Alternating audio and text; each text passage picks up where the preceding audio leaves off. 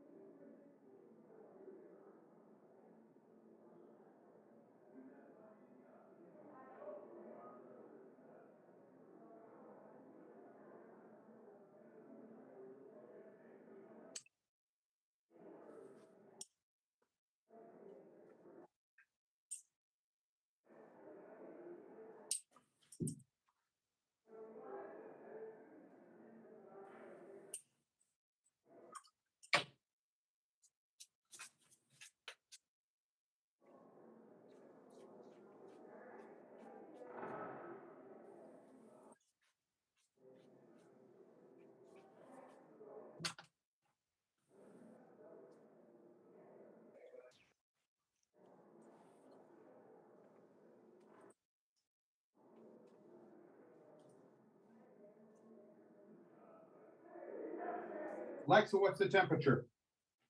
Right now, it's 54 degrees Fahrenheit.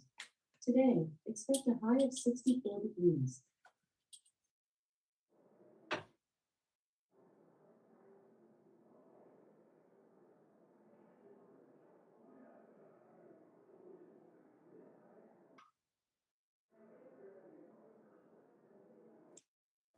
Hey, Steve, your phone is on. Yeah, my phone's on. Yes, sir. We can hear and see. Well, my pants aren't. You can't see that, though. Thank you, Chewy. Welcome. I was talking to Alexa. It wasn't my phone. That's my companion in the morning. Tells me what temperature it is. Correct.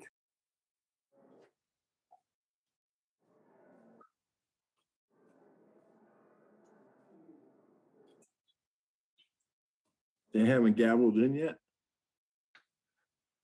Steve, your video's on. Yep. I think I got to have my video on to be counted as here. All right, I think we're Can ready. you put your pants on? There we go. Okay. Committee on Transportation Infrastructure will come to order. I ask unanimous consent authorizing chair to declare recess during the hearing. I will now go to my opening statement, which is somewhere. I read it before. There it is. Thank you. Okay. Before we start, I'd like to ask for a moment of silence for our colleague, Don Young, with who I served with for 35 years and some odd months. He was here longer than that. He was, Don was larger than life. I've got Don Young stories like everybody else does with the knife and all the other things, but we became good friends over those years. We served together on the House Committee on Natural Resources and then obviously on the Committee on Transportation Infrastructure.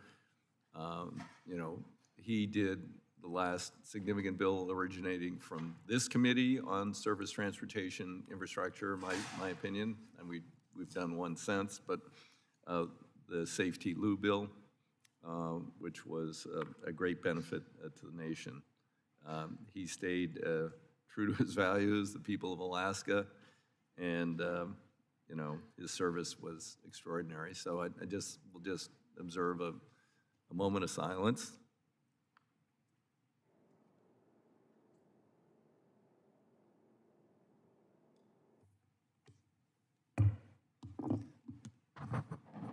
Now I'd like to thank the chair, National Transportation Safety Board, Chair Jennifer Hamady, for appearing before us today.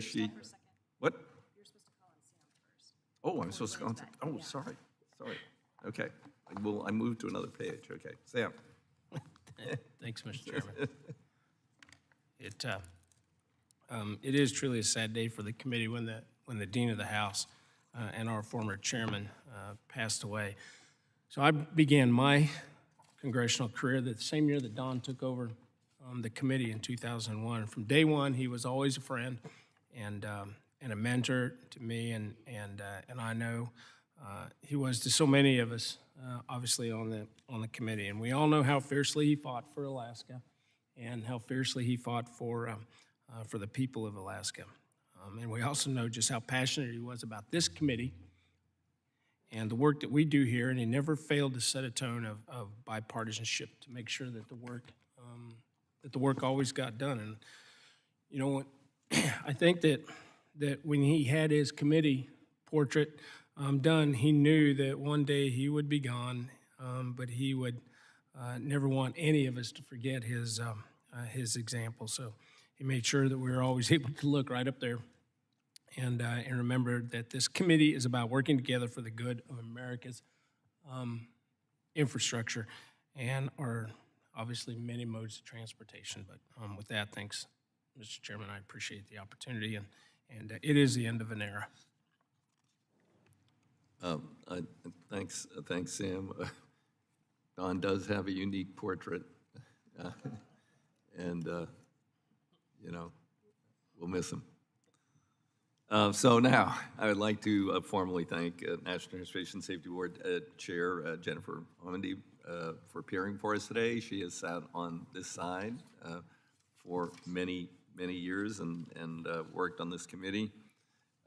She was a tireless advocate for safety while serving as staff director, Subcommittee on Railroads, Pipelines, Hazardous Materials from 2004 to 2018.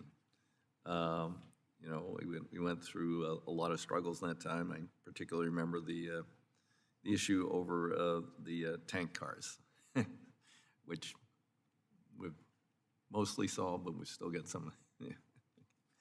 You know, the Ntsb is an independent federal agency responsible for civil transportation accident investigations. It's charged with investigating every civil aviation accident in the United States and through international agreements overseas, and significant accidents that occur in other modes of transportation, such as major accidents that involve railroad, highway, maritime, or pipeline. The agency establishes the facts, the circumstances, determines the probable cause, issues safety recommendations aimed at preventing future accidents, many of which are still pending. The Ntsb was last reauthorized in the FAA Reauthorization Act 2018, and its current authorization expires at the end of this fiscal year. That's why it is important for us to hear from Ntsb today about its reauthorization proposal, its challenges, priorities for meeting safety missions in the coming years.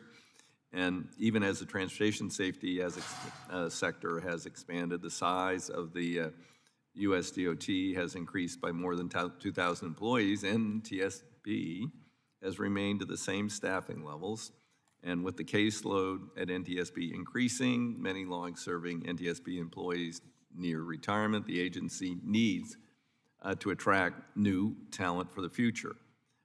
Moreover, as it expands its hiring pool, it must seek to attract a diverse workforce, prioritize equity, inclusion, accessibility. Another important item addressed in NTSB's authorization is the timeliness of its accident investigation reports. From 16 to 20, the average length it took to investigate cross modes crept from 18.7 months to 21.6 in 2020. And the longer it takes NTSB to analyze and then issue reports and recommendations, the longer it takes for other agencies or Congress to implement them. And these delays, have potential detrimental impacts on safety. So I look forward to hearing from Chair Hamady on what resources the agency needs, hopefully unconstrained by concerns at OMB or the White House or anywhere else, straight up what you need. And I also want to acknowledge the recent crash on March 21st, 2022 of the Boeing 737-800NG operated by China Eastern Airlines in southern China, killing all 132 passengers and crew aboard. Obviously, our thoughts and prayers go out to the victims, their families, and friends. While we're awaiting details with the cooperation with the, hopefully, of the Chinese government, I want to hear about the role that NTSB and other U.S.-based stakeholders may play in the ongoing investigation. It's a puzzling accident, and we need to, find out what went on with that flight. An ongoing concern for this committee is the FAA's implementation of the Aircraft Certification Safety Accountability Act, ACSAA, acronyms abound, recommendations from the NTSB and other investigative authorities following the 737 MAX crashes. While the NTSB was not the lead civil aviation authority, NTSB did participate, took decisive action by issuing a series of recommendations and to the FAA in September 2019 related to assumptions used in the safety assessment process, the effects of multiple alerts, and indications on pilot performance. We based several provisions on the aircraft certification reform legislation on those recommendations. Now, Boeing is seeking certification from the FAA of the 737 MAX 10, which, unlike every other, passenger aircraft being produced in the world today and over quite a number of years, will not have an advanced flight crew alerting system. Became the industry standard in '82, even before I was on this committee, on every other Airbus and Boeing model except for the 737s. The aircraft certification bill gave the FAA a 2-year grace period to certify aircraft without advanced flight crew alerting system, but that grace period should not be extended. And I urge the FAA, who might be listening, to take a close look at the NTSB's recommendations and this committee's extensive investigations report before completing its certification. I look forward to hearing from Chair Hamady on these issues and others. And now I'd recognize Ranking Member Sam Graves for his opening statement. Thank you, Mr. Chairman. Thank you to our witness, Chairman Hamady, for being here. The NTSB plays an important role in ensuring safety across all modes of transportation. And the committee is aware of the NTSB's reauthorization proposal and appreciates today's opportunity to discuss it with you. The board was last reauthorized with the FAA reauthorization in 2018, where we made a lot of important improvements to the agency's organization, how the agency conducts investigations, and the kind of information provided to Congress in the agency's annual report and most wanted list. As the committee considers the agency's reauthorization proposal this year, we should also be looking at how NTSB has implemented the various requirements of its current authorization law. And I also encourage members to be thinking about additional issues to ensure that the NTSB carries out its duties in a more efficient and effective manner. As Chair Hominy knows, the NTSB's backlog of accident reports and investigations is unacceptable. While I'm pleased that the agency has taken action to address the backlog, we need to ensure that this kind of issue does not occur again. A more efficient NTSB will yield timelier reports and recommendations and better equip the transportation sector with the information that it needs to maintain and improve safety. So I look forward to hearing what you have to say on your priorities, and I look forward to reviewing the NTSB's submitted proposal more closely. Thank you. Thanks, Chair. I thank the gentleman. Chair Hamady, you are recognized for 5 minutes. Thank you, and good morning, Chairman DeFazio, Ranking Member Graves, and members and staff of the committee. As Chair of the NTSB, I thank you for the opportunity to appear before you today in support of our reauthorization request. I'd also like to thank you for being one of the NTSB's biggest safety champions. Your leadership on transportation safety is unparalleled, and your support of NTSB recommendations has brought about significant safety improvements in the United States and across the globe. Unfortunately, many of you know our agency because of our investigations of tragedies that occurred in your districts or affected your constituents personally, like the duck boat sinking in Branson, Missouri, and the Amtrak derailment in DuPont, Washington. I'd like to take a moment to remember those who died or were injured in these and other tragedies that we've investigated and offer our deepest sympathies to the survivors and families we've come to know. Part of the mission of the NTSB is to support the victims' families. We give them the only promise we can that we will investigate and issue safety recommendations aimed at preventing similar tragedies and work vigorously to see that those safety recommendations are implemented. That's not just our agency's mission, it's also the mission of our workforce.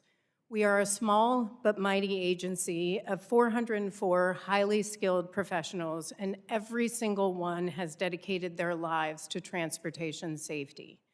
The people of NTSB are on call around the clock every day of the year, ready to launch to the scene of an accident or crash anywhere in the world. Their dedication to safety ensures that lessons are learned from every tragedy we investigate. Our workforce inspires me every day by putting our mission first. Between the time I was nominated and sworn in as chair, I met with staff throughout our agency to listen and learn about their needs, our successes, and our greatest challenges. This reauthorization proposal was driven by our workforce. It addresses their vision for our agency, and we're here today to advocate for them. Our reauthorization proposal represents an investment in a skilled workforce because it's our people who will ensure the NTSB is a mission-first agency for years to come. The bill will support our mission in 4 ways. First, it will allow us to begin right-sizing the agency workforce, which has been stagnant for 2 decades. We're at roughly the same number of FTEs as we were in 1998, even as the demands on our staff rise with increasingly complex investigations. Our proposal will allow us to fill empty positions and modestly expand in staffing across all modes and offices to meet future transportation safety challenges. Quite simply, we need more people. But it's not just about headcount. The skills we need for our future workforce are also important. That leads me to the second thing our bill will accomplish, which is to provide our workforce with the training and development needed to keep pace with the rapid change and technological advancement taking place in transportation. For example, we're seeing new vehicles on our roads, railways, waterways, and in our skies. This includes advanced air mobility, unmanned aircraft systems, and autonomous vessels and vehicles. We're also seeing new fuel sources like hydrogen and lithium-ion batteries.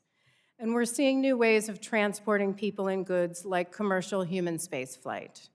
While exciting, each of these advancements presents unique safety risks, and the NTSB will be ready to respond to all of them.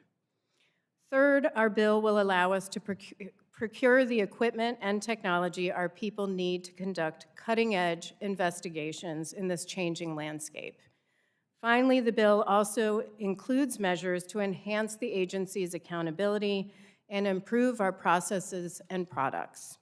In closing, our reauthorization proposal represents an investment in a skilled workforce because it's our people who will ensure we're ready should your constituents or anyone else need us in the wake of a transportation tragedy.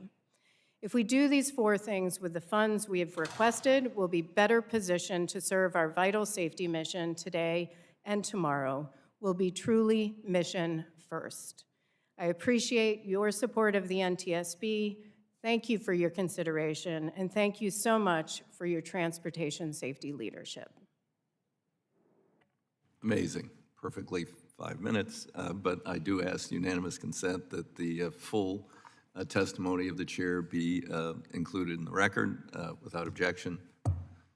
So ordered. We were having a little chat before the hearing, myself and the chair and Representative Larson, so I'm going to defer to Representative Larson for the first 5 minutes. Thank you, Mr. Chair. I appreciate that. As the Ntsb continues its support of the investigation in China, the China Eastern flight is an issue obviously of great importance because airplanes built in Washington State by the great women and men who work on the lines there in Renton.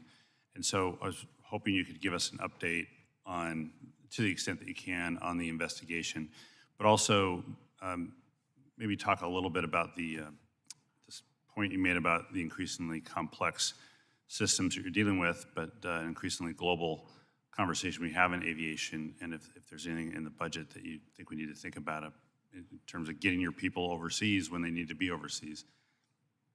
Yeah, thank you very much for the question. On China, we are the state of design and manufacture. So the Ntsb appointed a U.S. accredited representative under Annex 13, and she and 2 technical advisors from the Ntsb, as well as 4 technical advisors from Boeing are in China right now.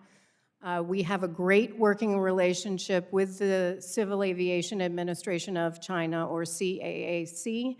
We have a long-standing relationship with them. We have worked with them on other investigations. We've even had cross-training with them where our investigators in the past, in 2004, has gone to China and they've come here.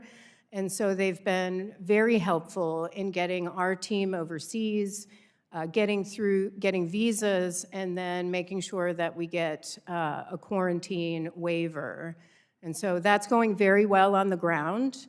And in the meantime, we are working on the repair and download of the CVR and FDR. Do you anticipate a timeline, how long your folks will need to be in China? We don't have a set timeline yet, but happy to circle back. You did ask me about budget needs and what we may need going forward. Yeah. One thing that we did put in place here, which I think is tremendous, when I took over as chair, I encouraged our leadership to find areas that we need to address risk for the agency. And Dana Schultz, who's behind me as our managing director, worked with our special operations senior advisor to get an agreement in place with the Department of State to make sure that if something happened, some sort of crisis, even a medical crisis occurred, that our folks could be evacuated in case of emergency. That's something that the agency personnel has wanted in place since 2013, and now, thanks to the efforts of the Department of State, we have that in place for this investigation, and we'd like to move that forward annually. It will require us to put funding aside to hold in an account, so that's something that we'll need some assistance with. Yeah, and I understand it's early in the investigation, and you couldn't answer questions about speculate. We don't want to speculate anyways, and so I appreciate that very much.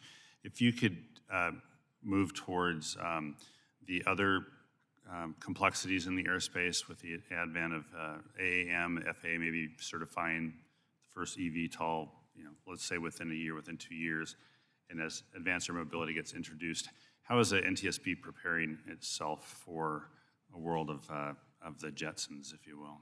Yeah, well, the NTSB has really been ahead of others when it comes to preparing for new technologies. In fact, we've called for new technologies before they ever existed, going back to 1970 when we called for shutting down pipelines and putting in valves before those valves ever existed.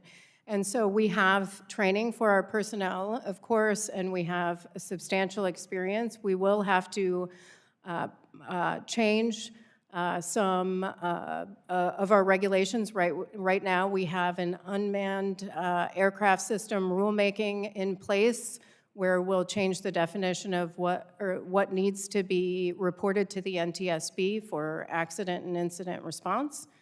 But as far as your question related to the complexity of investigations, it's not just the investigation of itself, but it's also the review by our research and engineering team of new technologies. We have iPads, we have phones, we have new technologies in aircraft and new technologies in vehicles and vessels that we need to make sure that we're able to evaluate.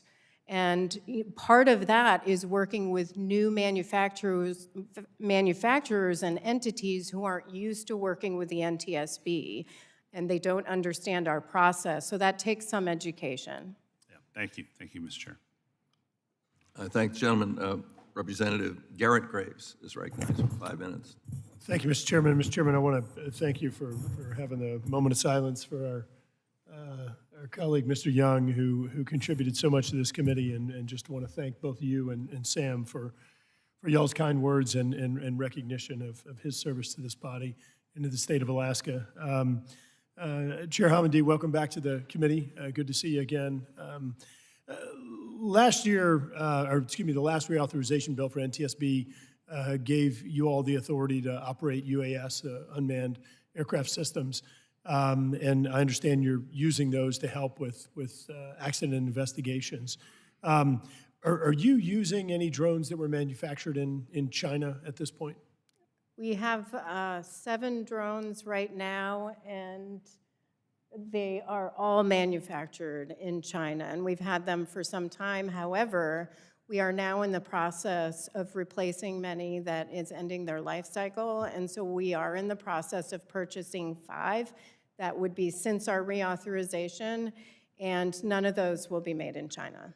Great, thank you. I appreciate that and would appreciate you keeping us apprised of that progress as you work to replace those. The other thing I want to ask you about is commercial space accident investigations. As you know, we introduced legislation with Chairman DeFazio and Chair Larson and Ranking Member Sam Graves in regard to NTSB's Commercial Space Transportation Investigation Authority. And I'm well aware of the notice of proposed rulemaking that NTSB has issued in this space. Clearly, you have bipartisan support from this committee for NTSB to investigate commercial space transportation accidents. And in regard to the notice of proposed rulemaking, the NPRM that was issued, a number of comments have been provided, and I think that there's been some constructive feedback. Many of them I agree with, and we're going to take some of that into consideration because it implicates the approach that we've taken as well in the legislation. I just wanted to ask, as you work through the comments and think about how to tweak the NPRM as it moves to a finalized rule, if you would please keep us apprised as well, because we are, as I mentioned, going to continue to work on our legislative approach, and just want to give you an opportunity to perhaps respond to the NPRM, respond to any comments, and then also anticipate you affirming that you'd be willing to work with us as y'all adjudicate the public comments. Yes, absolutely, and we will work with you and the committee, and I know that Mr. Babin also has some concerns and be happy to work with you as well, of course, going forward. He gave me his proxy. And thank you so much for your leadership on this issue and for your assistance. We really appreciate it. And, you know, we are aware of obviously going through the comments right now that have been filed with the notice of proposed rulemaking. We are in the process now of reaching out to the industry. I recently visited within the past few weeks SpaceX out in California. I'm going to travel to the other operators to talk to them. I asked the Commercial Space Federation to come in and meet with me and our technical team. We had a good discussion. I think it's important that the NTSB sits down with the operators and talks through some of their concerns, listens to their concerns, and see where we might be able to address some of those concerns. And so there's going to be tremendous outreach and meeting with them at their operations, at their facilities, so that I can also appreciate what they're doing as well. But we do have significant experience in this area and are moving forward. At the same time, I anticipate this won't go to a final rule. We'll have a supplemental proposed rulemaking at some point, but we aren't rushing to do that. At the same time, we are going to have conversations with the Federal Aviation Administration about our Memorandum of Understanding to see if we can update that. That dates back decades and has not been updated, so I reached out to the FAA, had fantastic conversations with them. I reached out to the Deputy Secretary. We also spoke about that. We'll be sitting down on April 21st to begin those initial conversations, and I think that will be helpful. Thank you. Just remaining seconds left. I just want to reiterate what the Ranking Member Sam Graves mentioned in the backlog. Madam Chair, as you know, it is absolutely critical that the ultimate investigation reports be released as quickly as possible so we can make whatever appropriate changes or mitigation may be needed to improve safety across all modes of transportation. So I want to thank you for your progress, but also please keep this on the front burner. It's a critical issue. Absolutely. Thank the gentleman. I now recognize myself for 5 minutes. Following up on that last question, is it that accidents have become, particularly more complicated, or, I mean, what is the principal reason why it is taking longer to, put forward these reports and, address whatever needs you might have to produce them more timely, quickly? No, great question. And, it's a combination of complexity of the investigations, resource needs, and process that we have to get in place. I will tell you that our managing director, she'll say her religion is data. She came from the Office of Aviation Safety. She ran the Office of Aviation Safety, and she's very focused on collecting data on where this gets hung up. We learned through that it's not in the investigation phase, it's in really the report writing and review phase. And so we needed to change some processes, ensure that we're scaling investigations appropriately. Not everything is a major investigation. And then at the same time, dedicate appropriate resources to it. Since I've been on board, we brought on some retired annuitants, people who used to work for the Ntsb, strictly to go through the backlog. In addition, I will say we looked at our staffing levels. Our Office of Aviation Safety back in, I believe, 2013 was at 137 people. When I took over, it was down to 108. Vacancies had not been filled for years. They were suffering from underinvestment, disinvestment, and so we need to change that. We needed to change that across the agency and get folks hired because they can't do more with less, and that's what they were being asked to do. So now we're moving that forward. The first meeting I had was with OPM to figure out how do we get people in the door? What do we need to change? And now that's all moving forward. Thanks to the folks behind me. They're doing a great deal of work to get things moving again, and it's very exciting. So with all those improvements, I think we'll be able to get through a great deal. I will say that at the beginning of February, our Director of Office of Aviation Safety had reported that we had 417 mainly field and limited investigations in aviation that were above 2 years. Today, we're down to 213. So we're making significant progress, and that was part of what I testified about when I at my confirmation hearing. It's critical. So those positions were authorized on a continuing basis, but they just weren't filled through. They weren't filling them. And that's not just in the Office of Aviation Safety, it's across the board. I mean, it is in every single office that we would hover around high 300s, 400, and we weren't getting through the process of hiring people. I'm not sure why, but now we have procedures in place. We are hiring a chief human capital officer. I have to give great credit to OPM, who walked us through how we could change some things in our processes and procedures to get people on board. And it was really asking our staff across the board, when we put together our authorization request, how many people do you need? What do you need for technology? They came back with a request of 192 additional people they would need for us to flourish. This reauthorization proposal doesn't represent that.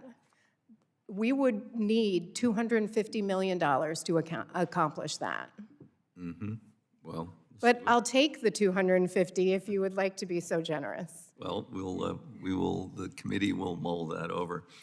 Quickly, since my time's about to expire, your so-called Carroll system, case analysis reporting online, my understanding is that, people who are particularly interested in or want to follow these investigations, that it's not very user-friendly.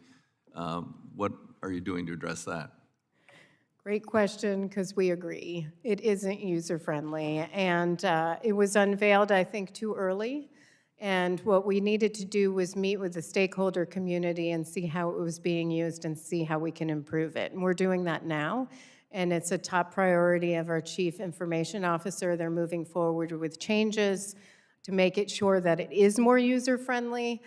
We did talk about how-to videos, except in the last meeting we had, I mentioned you shouldn't need a how-to video to find our investigations. So hopefully, we are well on our way to moving forward with improvements so everyone can find the information that they need. Thank you. And now I would recognize Representative Crawford.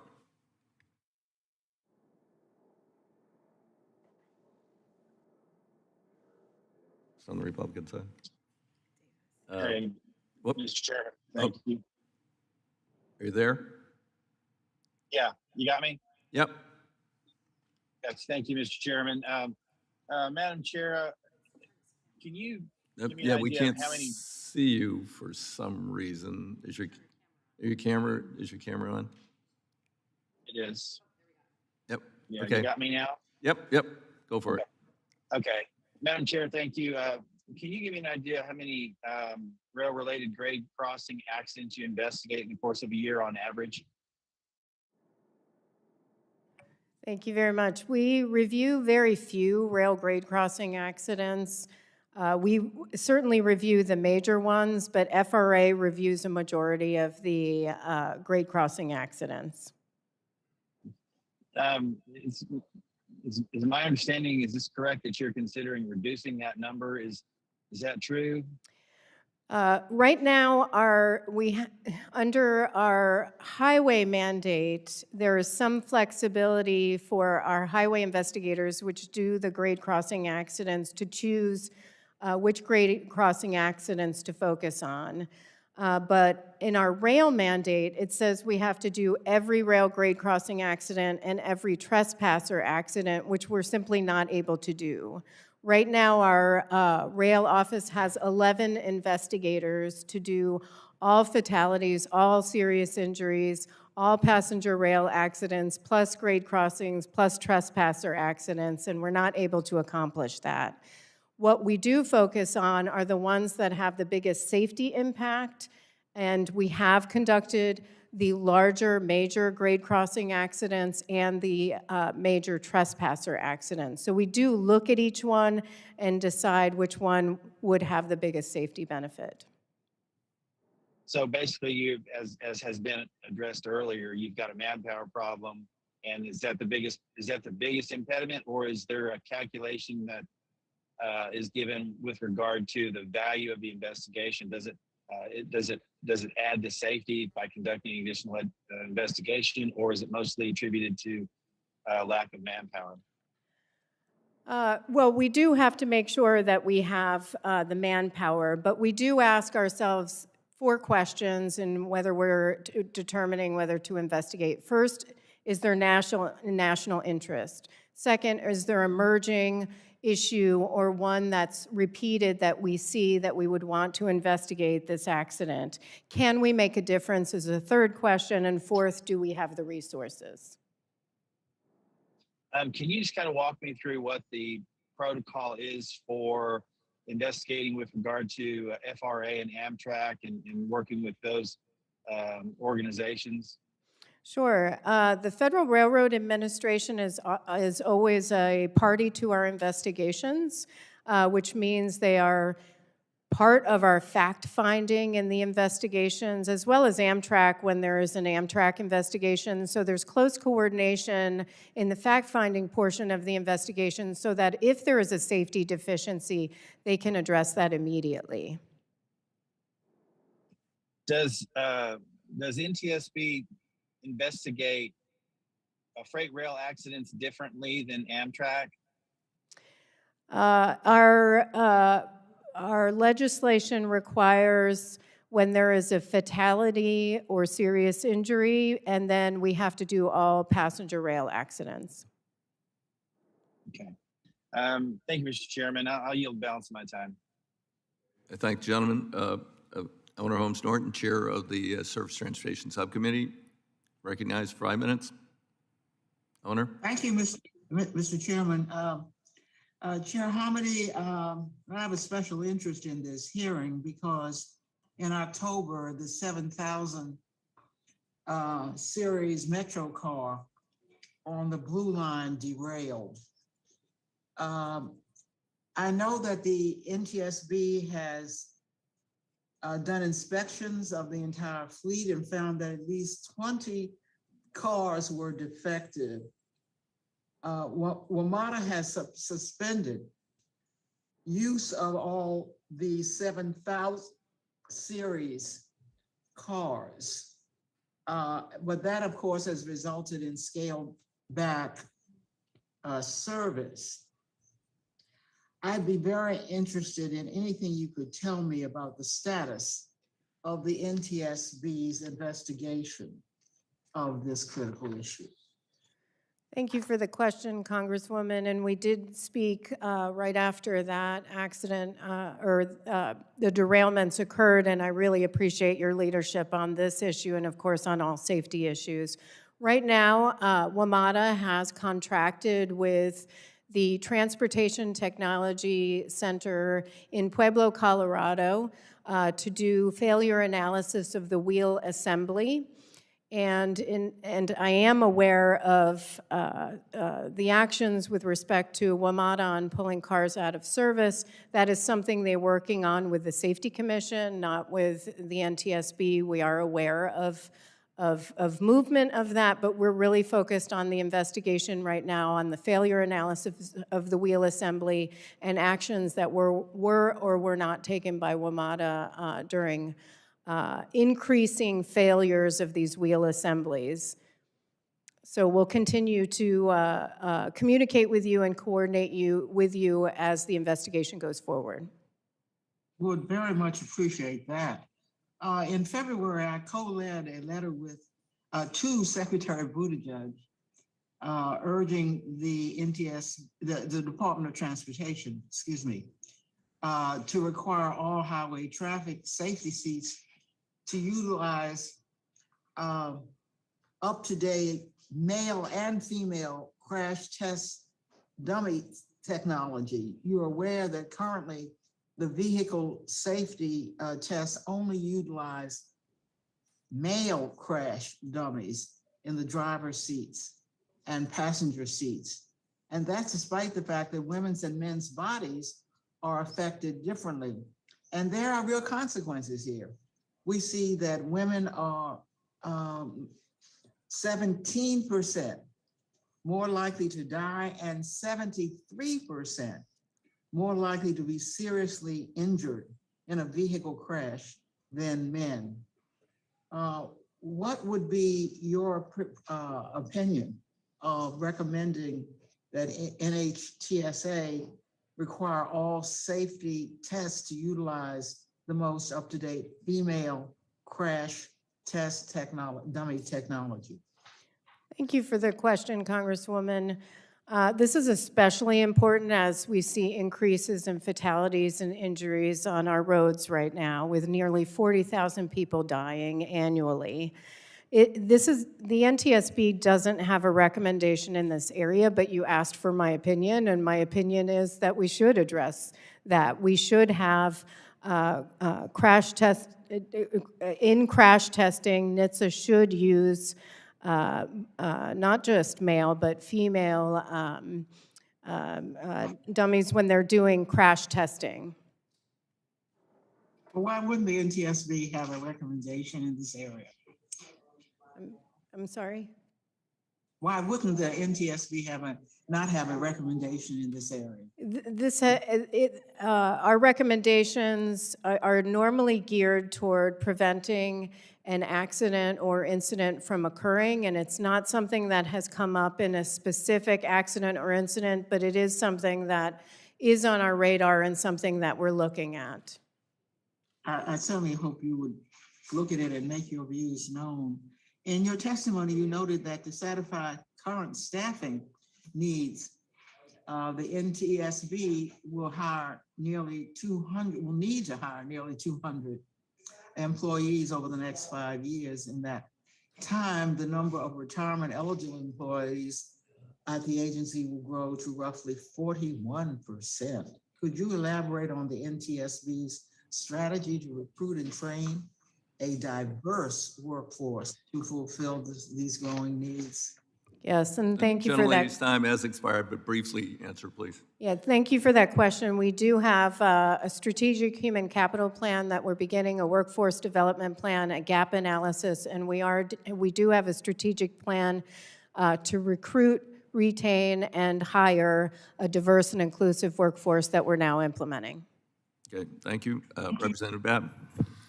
Yes, sir. Mr. Chairman, thank you very much. And Chairwoman Homendy, thank you for being here. In addition to having the pleasure of serving on this esteemed committee, I also serve as the ranking member of the Science, Space, and Technology Committee Space and Aeronautics Subcommittee and represent the Johnson Space Center, home to NASA's human exploration efforts. This gives me a unique vantage point to assess critical issues across the entire aerospace horizon.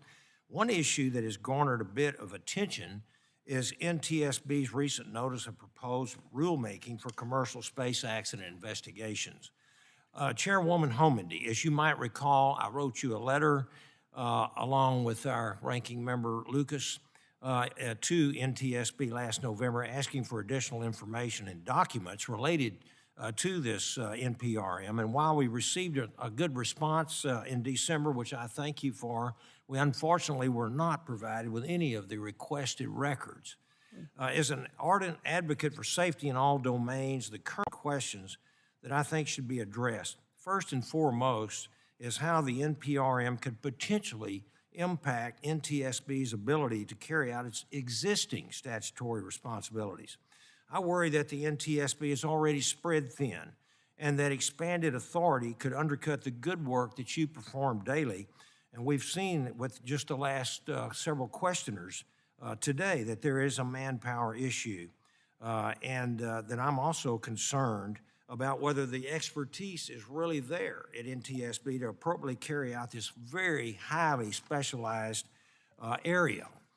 So with that, I'd like to ask for unanimous consent to add my original letter to the NTSB. Thank you so much. Without objection. Yes, sir.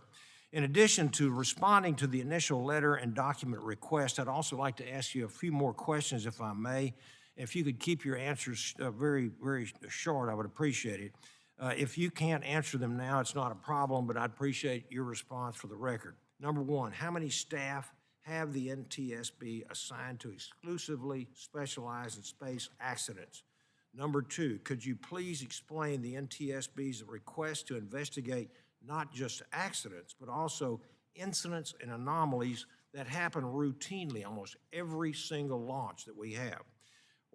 Number three, was the NTSB able to coordinate with the NPRM and with the Department of Defense and also the IC, the intelligence community? And four, and finally, what is the status of negotiating the existing MOU with the FAA on commercial accidents. If you could get those to me, or if you could answer some of them right now, we have a couple of minutes left, I would appreciate that. Sure. With the status of the MOU, as I mentioned, our first meeting with FAA and with the Office of the Secretary will be on April 21st. We have been trying to get the FAA to sit down and talk about updating our MOU since 2014. I'm pleased that we're now going to have that opportunity to sit down and discuss it, and look forward to working together on safety as we do in other modes of in aviation as well.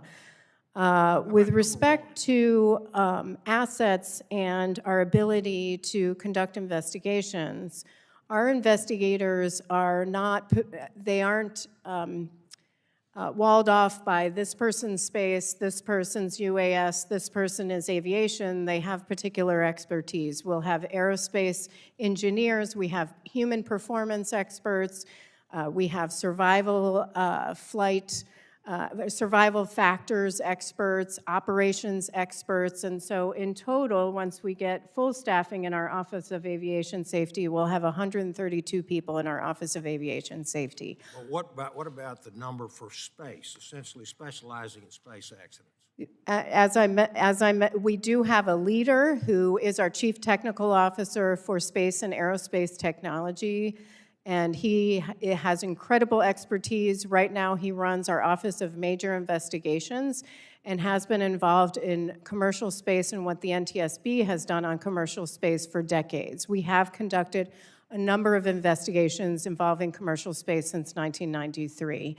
But with respect to our resources, they are not walled off by industry. They are in particular areas of expertise. So they'll do commercial space and they'll do aviation. They just do them differently. Well, we certainly would appreciate if you could get those documents to us and those records that we asked for in the letter, as well as if we could get written answers from you to these 4 questions that I just asked. I certainly would appreciate it, because I'm Absolutely, absolutely, Thank sir. you. Mr. Chairman, Thank I you. yield back. The gentleman yields back. The chair now recognizes Congresswoman Napolitano for 5 minutes. Thank you very much, Madam Chair. Chair Hamady, thank you again for visiting California a few weeks ago, and nice seeing you again for the hearing on the Coast Guard safety. But as co-chair of the Mental Health Caucus, I am very concerned about the mental health trauma endured by the victims and their families, and the mental health well-being of the Ntsb personnel that are constantly dealing with tragedies. Your proposal discusses improved delivery of family assistance, but can you discuss in which Ntsb, how they address mental health trauma the victims and their families go through? And can you discuss what services and training is provided to all Ntsb personnel to deal with their own mental health stress and related to the work?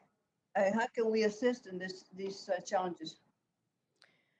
Thank you very, very much, Congresswoman. It's great to see you in California and appreciate your leadership on this issue. We have a family assistance team that is incredibly experienced, that deploys to all our major accidents and certain others that fall under our legislation.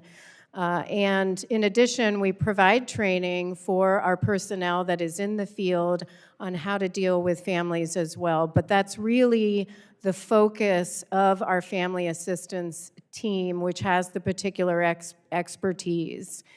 With respect to, I did want to provide, certainly going to accidents and incidents for our personnel has an impact on their mental health as well. That is important for the agency. We do provide an employee assistance program and encourage folks to utilize that program. We have had, for example,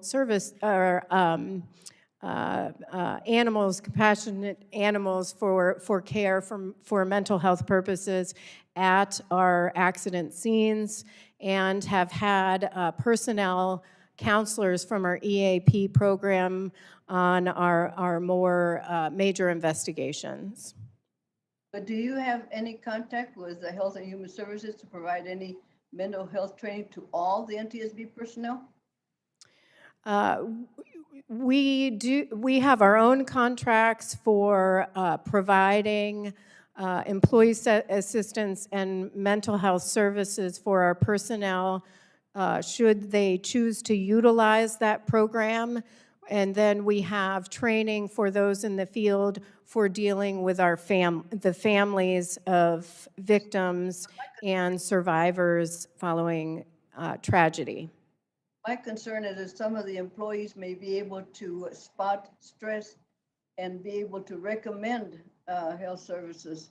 Anyway, Ms.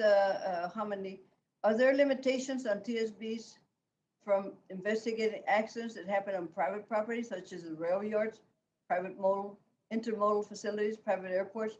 And do you have any concerns about being able to fully investigate and receive reporting data regarding the accidents on private property? And what can we do to assist with this?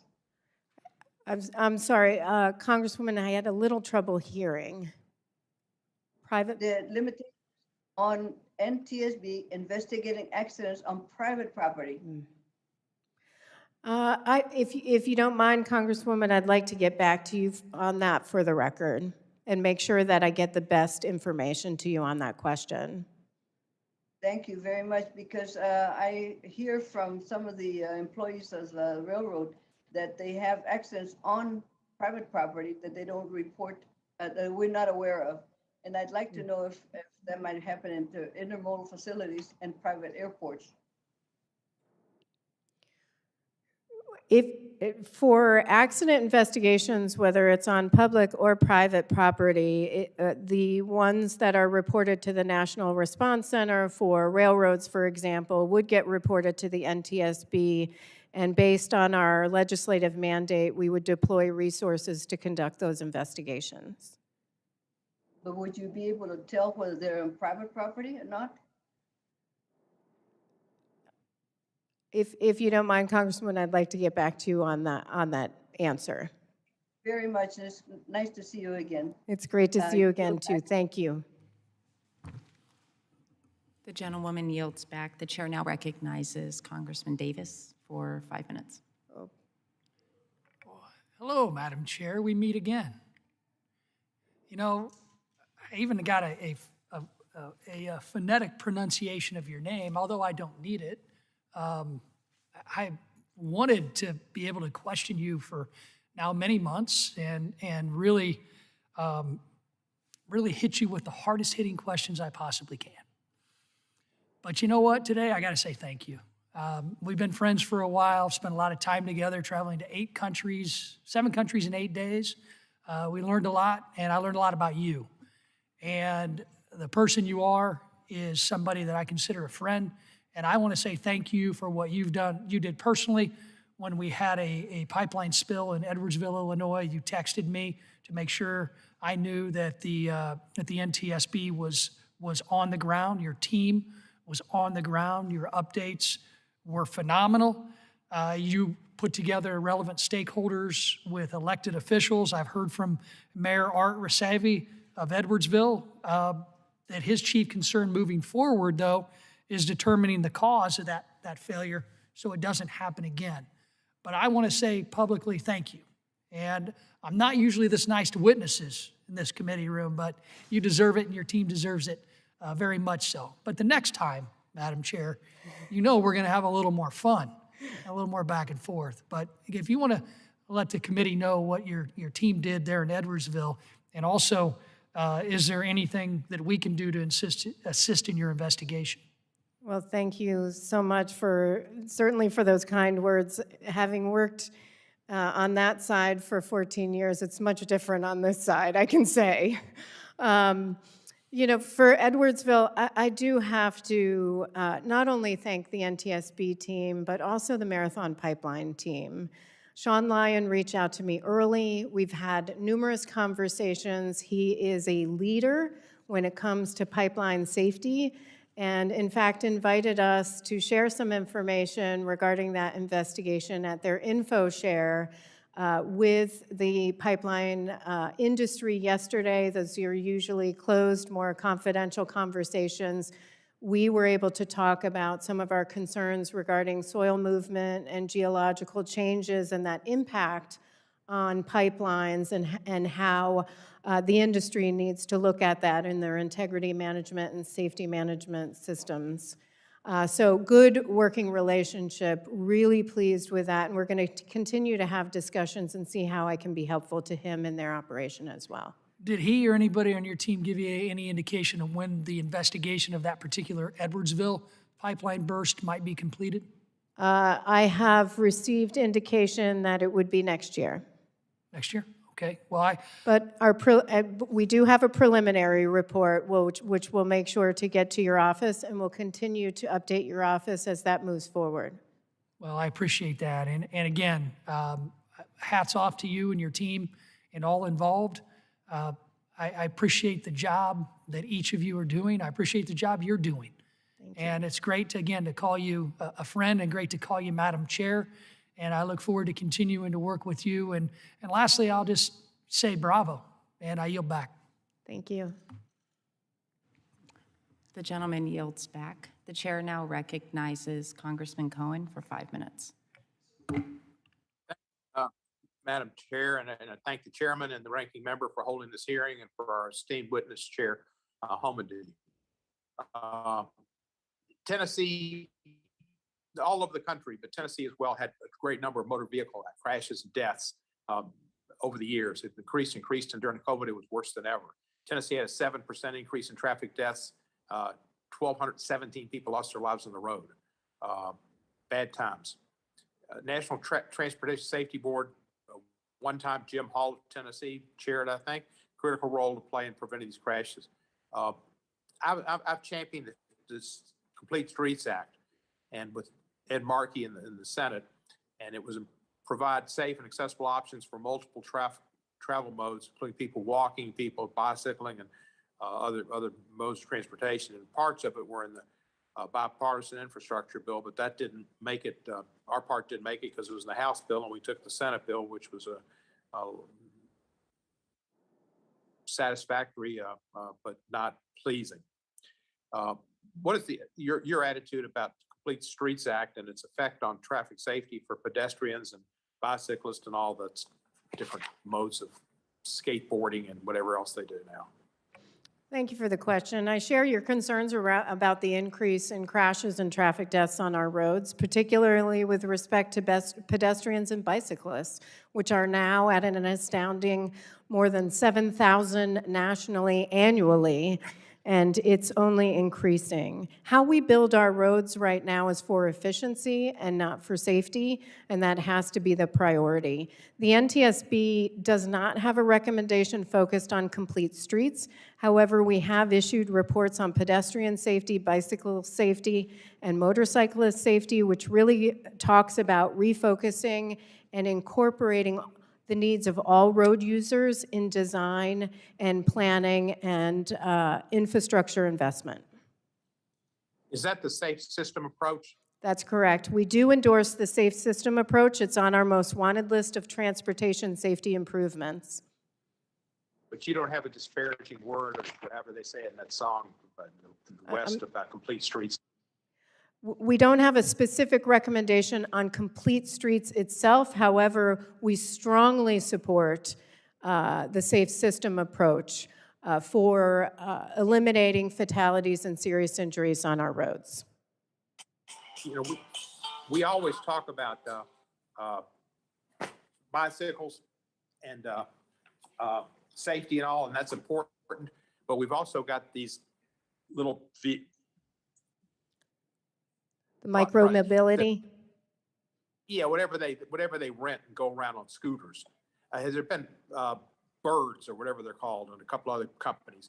Have they been a large increase in accidents and deaths because of those being around?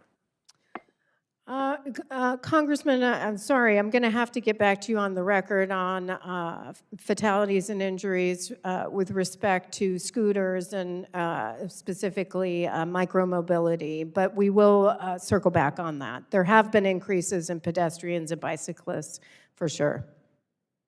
Yeah, well, thank you. Do you have any involvement with the FAA on the dealing with the 90-second rule of getting people off of airplanes in emergencies? We do have some recommendations on getting people off aircraft in emergencies, including making sure that that occurs promptly. And I'm happy to provide those recommendations for the record as well. I would love that. You know, in 2018, I got in our transportation bill, might have been the FAA reauthorization, the study of seat size and pitch to see if this continued shrinking of seats and pitch made it less likely that they could evacuate a plane in the 90 seconds that is required by law. They were required to do a study. Mr. Dixon, on his last day before he absconded from Washington, released the study, which had nobody in the study that they tested. They said, oh, they could get people off in 90 seconds. There was nobody in their study over 60 years of age, nobody with a disability, nobody with a child, nobody pregnant, no pets, nothing like that at all. So it wasn't representative of the flying public. Are you familiar with the completely absurd sample that they chose to conduct this and why it took them 3.5 years to do it? Sir, I'm not familiar with that study, but it's something I'm pleased to look at and to also look at our recommendations to see if we have recommendations that would address that. I don't believe we do, but I will circle back with you on that. Thank you. I appreciate it so much. You've got such a great reputation and do such a good job. And the FAA totally bungled this. And I don't know if it was because they didn't want to get the answers, but you need to have a representative of the flying public to get a proper test. And with that, I yield back the balance of my time. And thank you for your continuing work that Jim Hall did for a while.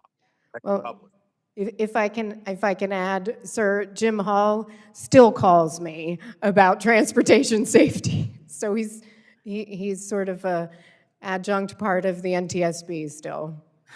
Good. I've known Annie for over 40, 50 years. Great people. Thank you. The gentleman yields back. The chair now recognizes Mr. Weber for 5 minutes. And just as you say that, the bell starts ringing. Thank you, Madam Chair, and I appreciate that. And so for Chair Hamady, I guess my question is the NTS, and I've been on and offline for different reasons today, so if this is redundant, forgive me. Why does the Ntsb require direct hire authority to hire action investigators and engineers? Well, right now, our process for onboarding personnel can take up to 12 months. In the past, it's taken up to 2 years. And so we would like the ability, because we have a highly skilled workforce, like other agencies such as the National Air and Space Administration, to direct hire. And we would like that direct hire for 3 years while we pull together information that's required for the Office of Personnel Management so that we can apply for direct hire authority directly to them. But the authority we're requesting would sunset after 3 years, and I believe that has been provided to other agencies as well, so there is a model for that. Sure, okay. You said earlier on in your comments, and I didn't get to hear all of them, I think that when you came on board, the agency was down maybe 20 or 30 employees. Does that sound about right? That was just in the Office of Aviation Safety. The agency had the ability to hire up to 454 and still has that, and we were down in the 300s when I took over. So Today, we're at aviation 404, and we have 13 in the process that have accepted positions and are awaiting or have chosen hiring dates, and we have 21 already in the process of hiring right now, in addition to that. Thanks. So in the Office of Aviation Safety, speculations, or do you know why, or why do you suspicion that that office was so low? Why the attrition, turnover, call it whatever you want, why was that particular office so low? Any ideas? Well, first of all, I'll say that most Ntsb employees, if you find one that has worked there for less than 20 years, it would be a miracle. We have people who stay on for decades, and therefore we have a pretty high retirement rate. Right now, 41% of our personnel will be retirement eligible within the next 5 years, and that's pretty significant. So we're going through a workforce development and planning process right now to ensure succession planning. And I do want to give credit to that to Ms. Darlene Hatchett, who's behind me, who is our Principal Deputy Managing Director, for really taking that on, finding efficiencies in our hiring process and moving that forward so we can get personnel on board. Are they area specific, those investigators, West Coast, East Coast, North, South part of the United States, or how do they get allotted to an investigation, an accident investigation? Right now, we have 4 regional offices. We have one in Ashburn, Virginia, one in Denver, Colorado, Seattle, Washington, and Anchorage, Alaska. We also have personnel across the United States that are focused on various aspects, whether it's aviation or in our rail office or in our highway office or in marine, and so that we're able to deploy personnel very quickly. And so for our hiring needs, it's really across the board, some at our headquarters and some in the field. Okay, that's good to know. Okay, well, we appreciate the job y'all do. I know it has to be difficult, heart-wrenching, even heartbreaking at many of these accident scenes. So we appreciate that. Madam Chairman, I'm going to yield back. Thank you. Thank you. The gentleman yields back. And just checking, Mr. Johnson, I think might have dropped off the Zoom. Okay, it looks like he did. The chair will now recognize Mr. Payne, the chairman of the Railroad Subcommittee, for 5 minutes. Thank you, Madam Chair. Chair Homedy, it's good to see you. And as chairman of the subcommittee on railroads, pipelines, and hazardous materials, I have a keen interest in ensuring the timely delivery of the Ntsb reports on incident investigations. And with your expertise as the former staff director of this subcommittee, I think you would agree with that statement. There should not be more than a 2-year period between rail incidents and the Ntsb reports. So I stand ready to work with the Ntsb to help you speed up the report process. What lessons have you learned since becoming Ntsb chair about the delay in the rail reports, and how can Congress help make this process more efficient? Well, the process is, thank you so much for the question, sir. The process is to improving our ability to get out reports, which needs to be done. Safety can't be improved until those reports are out, although I will say parties to our investigation are aware of information well in advance of issuance of the reports. From day one, they are part of the investigation. They get the facts so they can take immediate action. With that said, the public needs to know and be aware of our findings, our probable cause, and our recommendations, and take action. And so it is a combination of process improvements internal to the Ntsb, which we are all very focused on right now, the entire agency is, and resources. We need additional resources. In rail, we have 11 investigators in rail.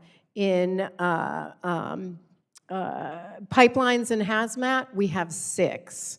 And so we need additional resources, and I will point out that our FY22 number is 121.4.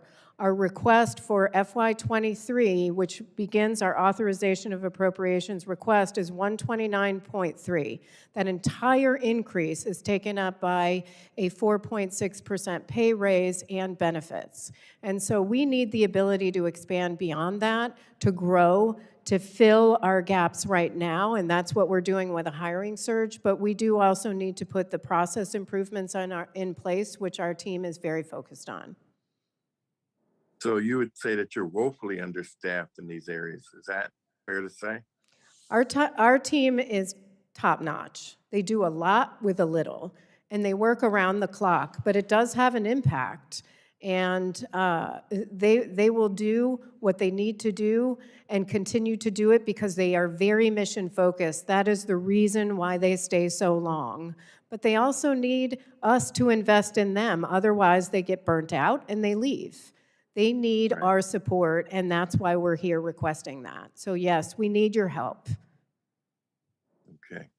As a party NTBS's authorization proposal, I'm pleased to see an emphasis on recruiting a diverse workforce from underserved communities.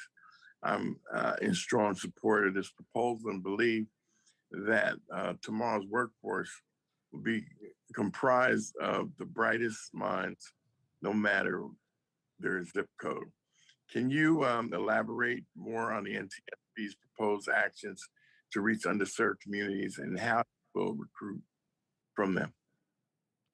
Yes, thank you, Mr. Chairman.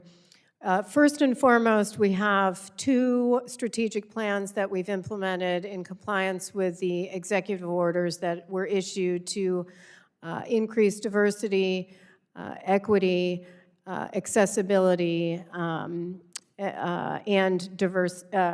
inclusion in the workforce. We're hiring a chief human capital officer. We're implementing recruitment plans. We're identifying and deploying strategies to hire and retain a diverse and inclusive workforce. We're promoting paid internships. We're improving leadership and development to ensure that our hiring managers are prepared and best trained to know how to attract and retain a diverse workforce. And we're also looking at accessibility, but beyond internal, we're looking external. We're looking at communities that we don't normally work with to outreach and focus with our safety advocacy work, so other communities that we have not traditionally worked with can hear about the safety issues that we're most concerned about and work with them to hear the issues they're also most concerned about. In addition to that, we have to work on offering our products in other languages. Thank you. Thank you. Okay. And I would suggest if it hasn't been, but it might have already been thought of, our veterans service The gentleman's time has expired. might be a good pool to look at. Thank you. I yield back. Thank you. The gentleman yields back. The chair now recognizes Mr. Lamalfa for 5 minutes. Thank you, Madam Chair, and it's good to see you, Chair Helmedy. Thank you. Good to see you, too. Thanks for appearing with us here today. And I was just hearing about DEI a second ago. Wasn't that being applied to crash test dummies in a conversation a little bit ago or not? I'm sorry? I thought I heard DEI being applied to crash test dummies here a few minutes ago. Is that true? You don't have to touch that one. Forget that one. Thank you. All right. You never know what you're going to hear.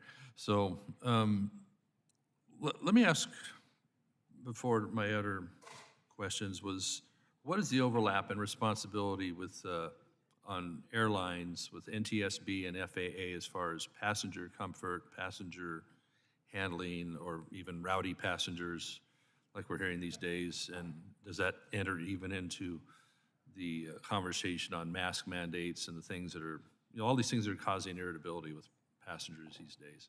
Yeah, thank you for that question. We are only involved in accidents and incidents and evaluating those. We are not involved with airline operations or the work of the FAA regarding those issues unless for some reason they come up in an accident or incident investigation.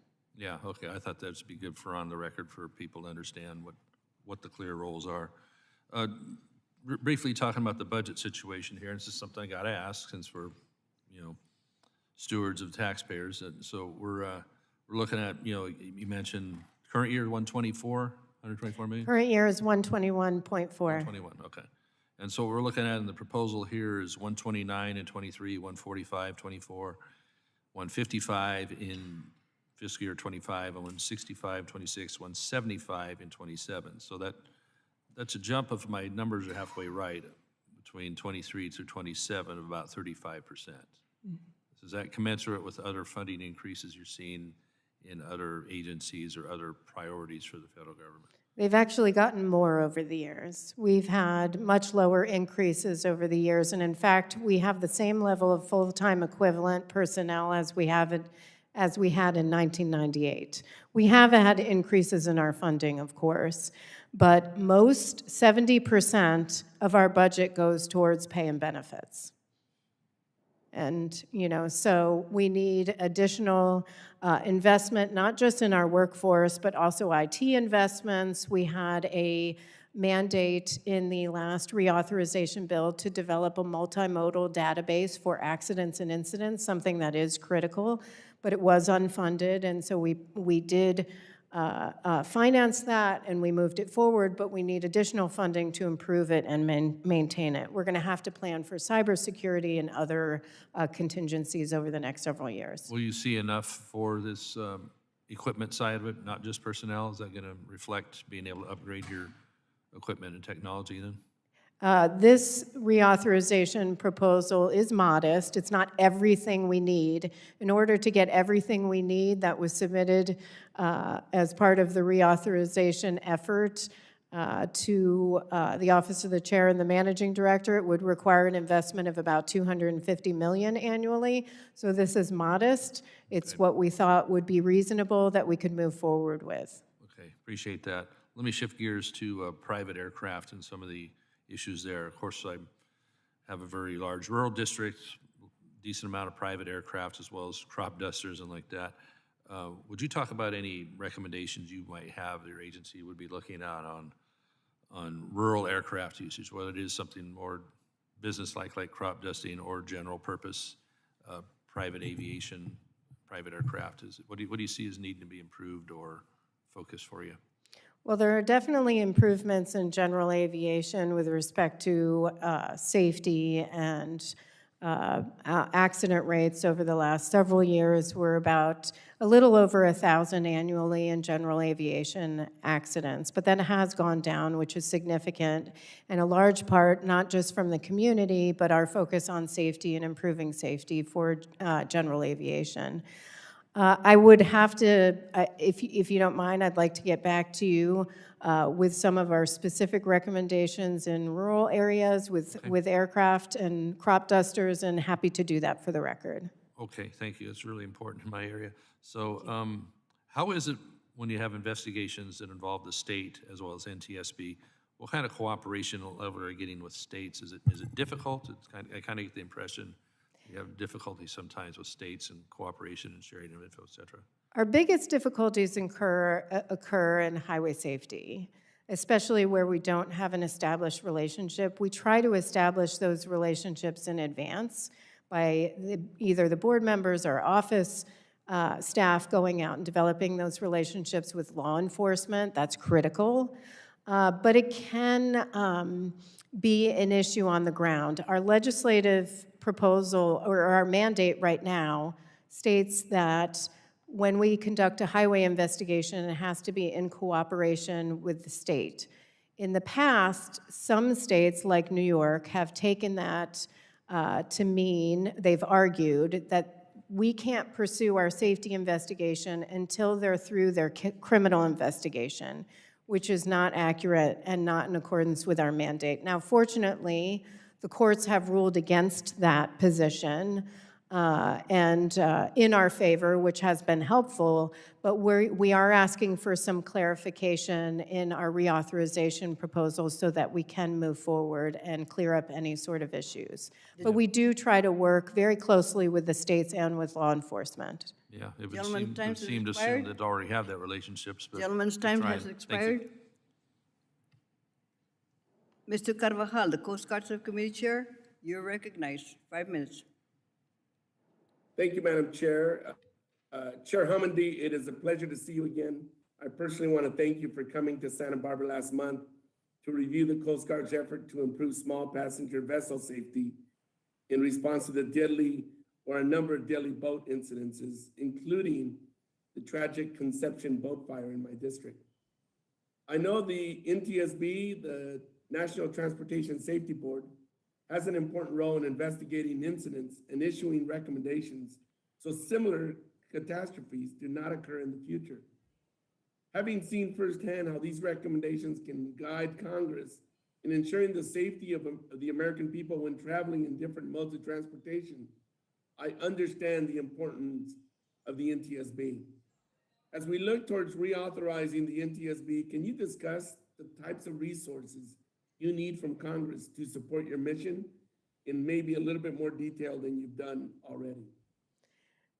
Thank you, Mr. Chairman, and thank you for holding that hearing and for your work, really bipartisan effort over the past few weeks to move the Don Young Coast Guard Reauthorization Act. We really appreciate the bipartisan effort to move that as you implemented mandated a number of NTSB recommendations, including longstanding recommendations regarding the duck boats, which goes back to 1999 with a terrible tragedy. And so we really appreciate your work supporting the NTSB.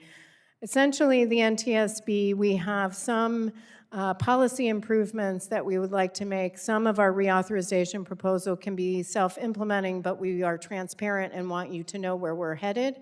However, we need resources. We need additional resources with equipment. We need additional resources in terms of personnel. And we really appreciate your support over the years.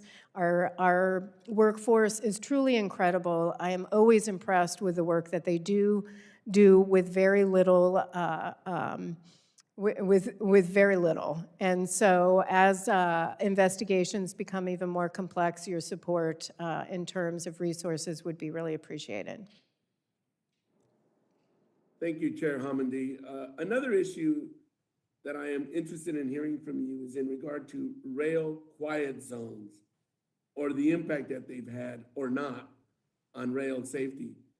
As you might know, many localities have established quiet zones in their communities. When I was in local government, this issue would come up from time to time. Has NTSB issued any safety recommendations around quiet zones to balance noise pollution and safety? And what has been the implications or not of quiet zone programs, legislation in the past when it comes to safety? Yeah, thank you for the question. I would have to go back to our rail personnel and provide that for the record on what recommendations we might have with respect to quiet zones. I know it is a hot topic for the committee, as it's something I worked on previously when I worked for the committee. So I understand how important it is to each of you, and happy to provide that for the record. Thank you. I know it's a balancing act, trying to provide quiet zones for mitigating noise for communities, but at the same time, addressing and keeping a balance with promoting safety. So it's just an area that I'm always interested in learning more about, because these continue to be issues in various communities, including my district. And it's always nice to hear what the pros and cons are of them as it relates to safety issues, at least looked into or considered by NTSB. Thank you so much for your time. Madam Chair, I yield back. Gentleman yields. Next, we have Mr. Jimenez. You're recognized, sir. Thank you, Madam Chair. And Ms. Homendy, yeah, I also noticed that you asked for close to about 35% increase in the next 5 years for your agency. You said you have 454, I guess, approved positions in your agency. You only have 404 right now. Are those 454 FTEs or FTE equivalents? What are they? So the FTEs, we have 412 right now for FTEs, but what we're doing is overhiring in anticipation of retirements. And in the past, since January 1st, we've had 11 retirements already. And as people return to work, because our agency is now back to work, we expect there will be more. By the end of the 5 years, where you're asking for another $45 million in funding, are you going to be increasing the number of FTEs? We will be increasing the number of people on board up to where that would provide us, barring any other contingencies with, let me get back to you on the exact number that we would end up with at the end of the 5 years. Can you give me for the record? Can you give me an estimate? It's about 480. 480, okay. In the last 5 years, have you had a significant increase in the number of investigations that you've been conducting? We have had an increase in aviation investigations, and I would have to look at the investigations in the other modes as well. Can you give me an estimate of what percentage increase you've had in investigations? I would have to get back to you on the record for Yeah, that. could you please? I would certainly appreciate that as we look at your funding request. Going to commercial space, Ntsb conducts investigations on commercial space issues, accidents, et cetera. Who conducts investigations on NASA incidents? On NASA. NASA, Yeah. we do have a memorandum of understanding with NASA to do some investigations at their request, but we have done commercial and space investigations since 1993, starting with Pegasus. No, I know you do commercial, but who does NASA? Does NASA does NASA? Is that what they do? NASA, and we have worked with them as well. All right. Are the procedures for NASA investigations any different from the ones that you are proposing for commercial space flight? I am not familiar with NASA's procedures, but our procedures are no different than any other investigation that we already conduct with respect to the party system and working with the operators and working with the federal agencies closely. I know that I'm hearing that some of the commercial space operators have issues with some of your rules. So I guess my question again is, are your rules concerning investigations different from NASA uses to investigate its own issues? I think the commercial space industry is not as familiar with the operations of the Ntsb, which is why I'm currently meeting with the different operators so I can familiarize us with our process. Some are better informed and some have worked with us for many years, but we have had 30 years of expertise in this area and have worked with FAA and NASA to develop a close working relationship and with many of the operators. Have you had have you communicated with NASA about your rules? And are they in favor of those rules? Are they in agreement with those rules? I can't speak for NASA, but I have spoken with them, and we participate on a quad chair working group with NASA and the Air Force and FAA and meet quarterly with them and have discussed this and other measures that, including our MOU over the years. Are NASA rockets any different than commercial rockets? I would have to defer that question to our investigators. Okay, thank you very much. I really appreciate it. Thank you. Thank you. Gentleman yields back. Mr. Malinowski, you're recognized for 5 minutes, sir. Thank you, Madam Chair, and Madam Chair, welcome. Thank you so much. I'd like to use my time today to talk about trucks and trucking and safety. Like many of us, I'm concerned about the shortage of truck drivers in America today, the impact that is having on our supply chain challenges. We all know there are many reasons for the shortage. Everything from an aging workforce to a workforce with high turnover, a job that's hard, that involves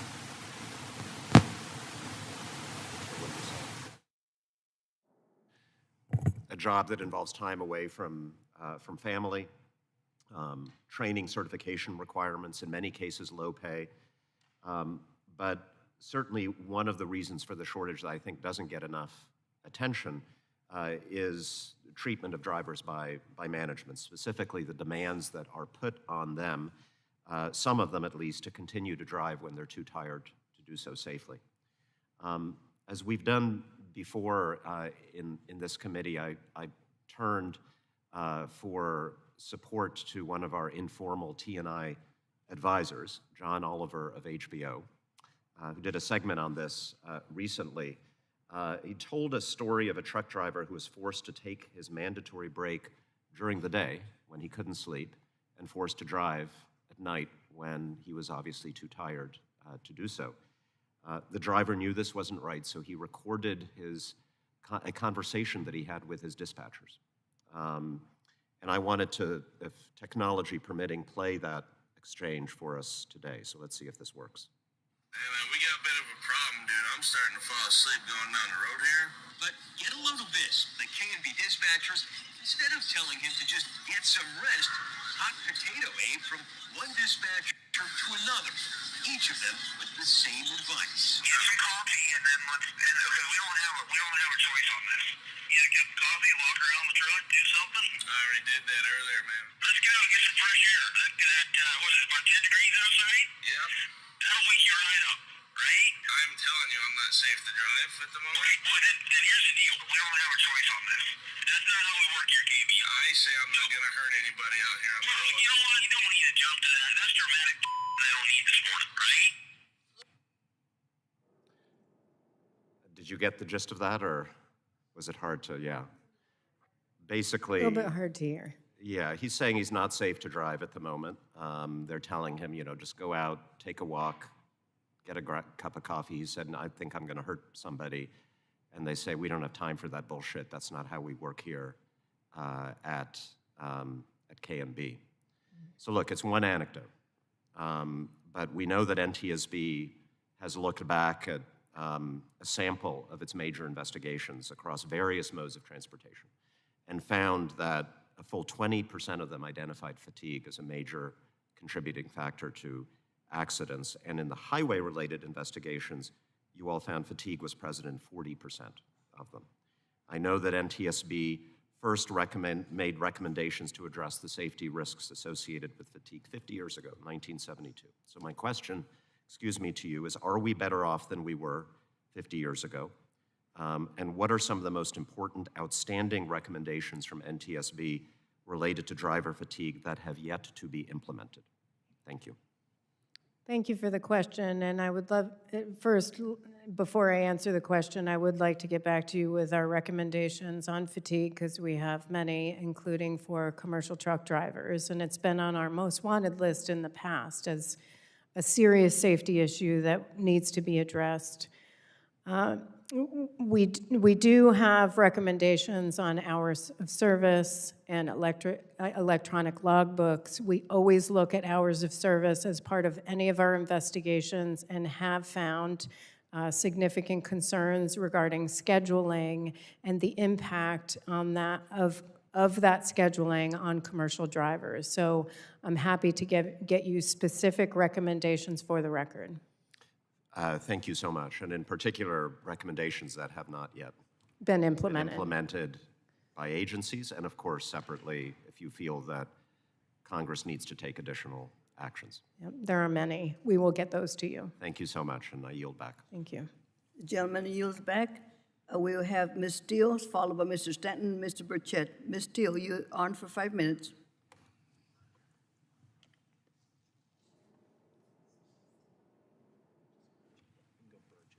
Mr. Burchett, you're on for 5 minutes, sir. Thank you, Chair Lady. I suppose y'all can tell by my accent, I'm probably not Northeasterner. I'm just from Knoxville, Tennessee. I'm over here to your right, ma'am. Right here. You see me? Okay, yes, ma'am. Yes, ma'am. That's all right. I try to do live action, as you say. I try to do live too, so. Yes, ma'am. Well, thank you for being here, and I want to thank those folks behind you. I know they got to just be sitting here, you know, in mindless wander this whole time having to listen to all this, so I appreciate y'all very much, too. Y'all don't get any credit, but y'all are putting up with a lot just by having to sit here all day, so thank y'all as well. But I've listened to your testimony, and I've listened to everybody else, but I guess where I'm concerned is that the barriers that I think that are entry for folks looking to join the National Traffic Safety Board workforce. And I'm wondering, is there a skills gap involved with that? I said I was not educated in the Northeast. I was educated at the University of Tennessee, and I have a degree in technological and adult education. So skills seem to be where it's at right now. And it has been continuously, and it seems to be even more so now. And I was wondering if you could address that issue. Yes, thank you very much. And we do have plenty of people who apply at the NTSB and want to work for the NTSB. Part of it is our process in getting people in the door. And we do have a process or a program in place where we work with pathways, which are recent college graduates, to get them in the door and then train them up to be investigators.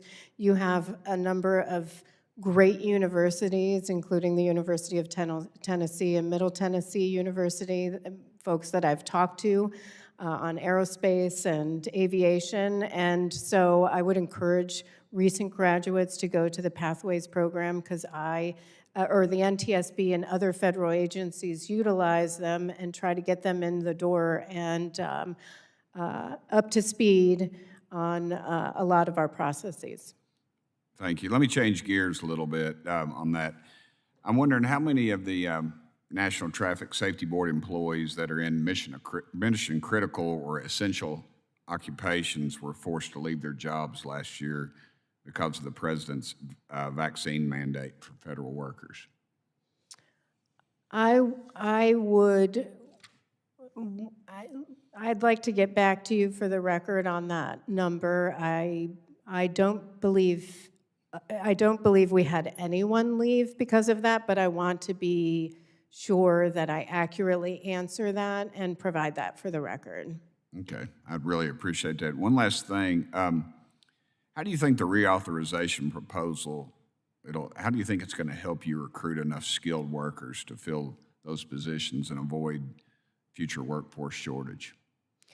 That's a great question. Right now, we are working with the Office of Personnel Management on a strategic human capital plan. We are in the process of hiring a chief human capital officer, as the NTSB has not had one at an SES level in the past. And we are working on a succession plan and gap analysis to ensure that we're prepared for the future, that we're hiring the right personnel. In addition, we have a training center right now and are working to refocus the training center on career development and investment in training in our workforce, which to enable our employees to each have an individual training plan so that they have core skills and that they have advanced training as they continue on throughout their career. Okay. Madam Chair, I'm going to yield back the rest of my time, but thank you so much for being here and for answering our questions. I guess I don't share the infatuation that my friend Rodney Davis does with you, but I'm sure if we spent enough time that I would. So thank you so much, ma'am, for answering these questions. And if you could please get back to me on that other one. I will. Thank you, Thank you sir. so much, ma'am. Chair Lady, I yield back to you. Gentleman yields back. And I want to note that you are always very well-dressed and exceptionally well-dressed, ma'am. I just want Thank to you, sir. compliment you on that. Thank you very much. And I must compliment you on the question about education. And I have asked at the hearing that we had in Santa Barbara to give us the names of the universities you outreach to, because we'd like to help with the recruitment. Absolutely. Chair Lady, it doesn't help you in our caucus if you compliment me. It usually helps if you say something derogatory towards me, I've noticed. So No thank you. way. Yes, ma'am. Thank you, ma'am. Next, gentleman yields back. Next member is Representative Stanton. You're recognized for 5 minutes, sir. Thank you very much, Madam Chair, and I want to welcome Chair Hamady. I want to thank you and all of the dedicated employees at the National Transportation Safety Board for your steadfast commitment to improving the safety of our transportation system. The NTSB currently has a number of active investigations in my home state of Arizona, including the Union Pacific train derailment, which occurred in my district in 2020. I look forward to seeing the board's final report and recommendation, hopefully later this year.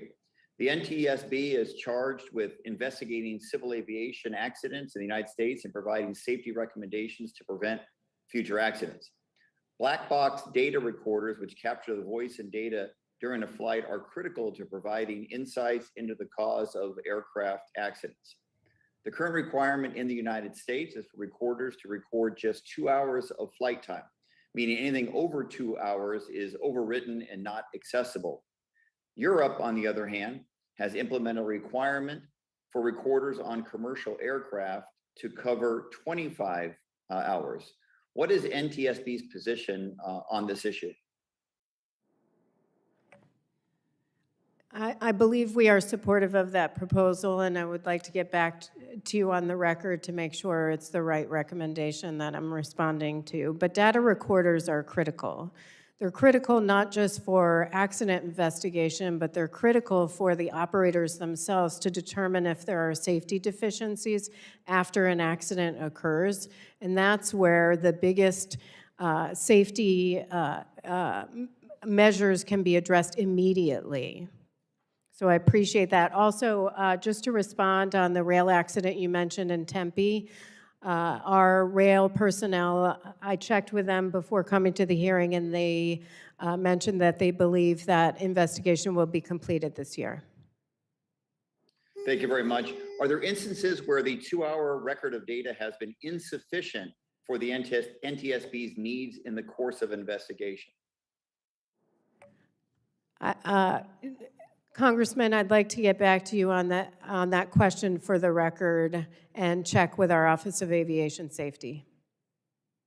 Please do. Thank you very much. And can you speak to the importance of data collection and the role it plays in an investigation and to the NTSB's ability to identify potentially systemic concerns and mitigate future accidents? It's very critical to have that information, not just for accident investigation, but as I said, for the operator and for the FAA to determine if there are any safety deficiencies that need to be addressed immediately after a accident or incident. So that information is critical. I will say we have other recommendations, including for helicopter manufacturers, on crash-resistant recorders, which we've recommended for numerous years that the FAA has failed to implement. And so we reissued those to the manufacturers themselves to ensure that they're in helicopters to help us not only in investigations, but identifying safety gaps.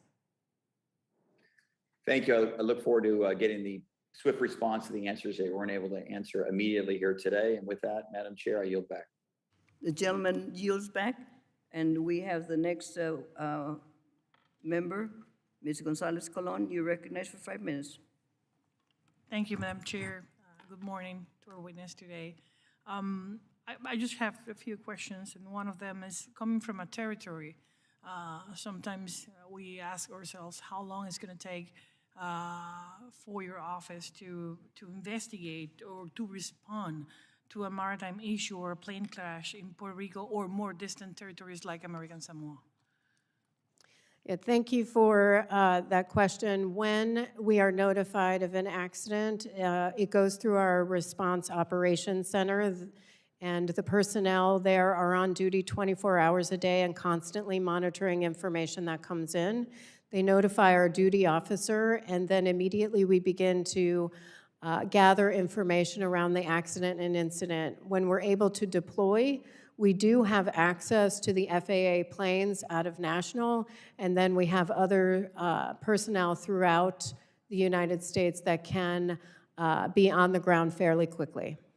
How are investigators forward stationed to ensure there's a timely and rapid response in those cases? We have investigators for all modes of transportation in various parts of the United States. We have 4 regional offices, one in Anchorage, one in Seattle, one in Ashburn, Virginia, and one in Denver, Colorado. But then we also have a number of investigators across all modes of transportation in the NTSB that work throughout the United States in various states. And so we do have the ability to send many of those in advance, even if it's not their mode of transportation, to be the first person on scene. Thank you. I know your office and the Coast Guard updated their work MOU on June of last year. I would love to know your words in terms of how important you think it is to institutionalize those best practices that have been developed in the wake of tragedies like El Faro in the Caribbean area. I have to say that we have an excellent working relationship with the United States Coast Guard. That relationship didn't always exist, but we worked really hard on both sides to get a close working relationship and develop the most recent memorandum of understanding. The leadership there has been phenomenal and partners with us, and we partner with them on many investigations, and we work closely together. We were off the coast of Santa Barbara working together on the Conception dive boat tragedy, which Chair Napolitano had mentioned, but others as well, and we continue to work together. I greatly support their efforts. They do a lot with a very, very little, as does the Ntsb. Can you describe briefly the type of equipment or technology that your office use and the one that you may need that you may not have it at this time? Just for me to understand it, and there's a way that members of Congress can do a tour of your district office here.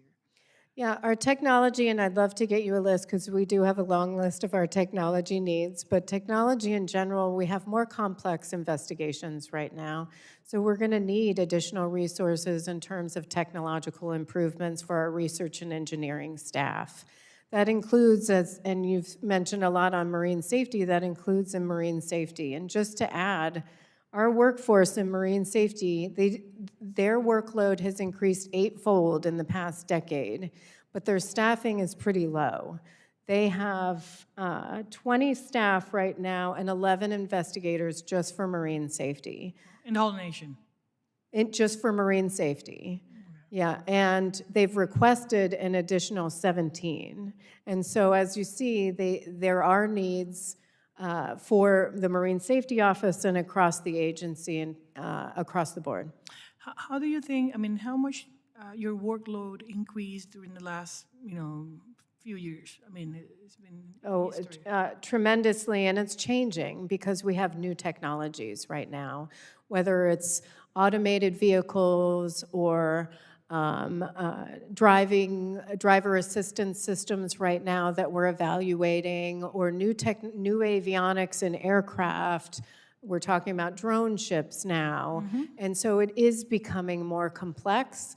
And it's not just the technologies in terms of vehicles and vessels, it's in terms of new fuel sources. So we had just done a report and investigation on high crash, the impact of lithium-ion battery fires on emergency responders following high-impact crashes, and found that there wasn't enough information for emergency responders and that Nhtsa had to do additional research.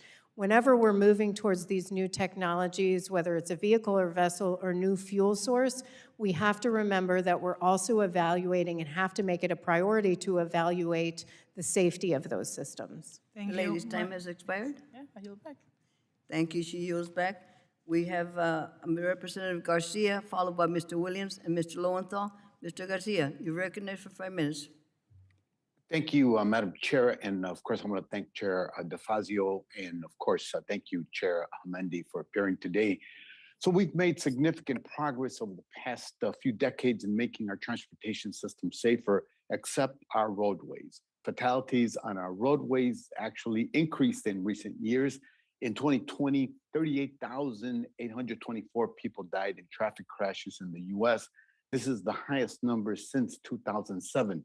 I want to highlight a mind-boggling statistics. More Americans died in car crashes from 2000 to 2019 than the combined total number of Americans who died in World War I and World War II. Speeding is one of the top 2 causes of traffic crashes. According to the National Traffic Highway Safety Administration, speeding was a contributing factor in 26% of all traffic fatalities in 2019. Chair Hamendi, most jurisdictions in the US set speed limits using what's known as the 85th percentile speed. NTSB has recommended that the 85th percentile speed be phased out. Can you explain what the 85th percentile speed is and why the NTSB recommends it be phased out? Yes, thank you for that question. And speeding is a significant concern, as 10,000 fatalities on our roads are attributed to speeding annually. The 85th percentile is something we focused on in a number of our investigations, including some of our vulnerable road user reports. What it means is that states, when they're evaluating speed limits and the adequacy of speed limits, they're looking at what 85% of the traffic is traveling at, and then they set the speed limit within 5 miles per hour of that number.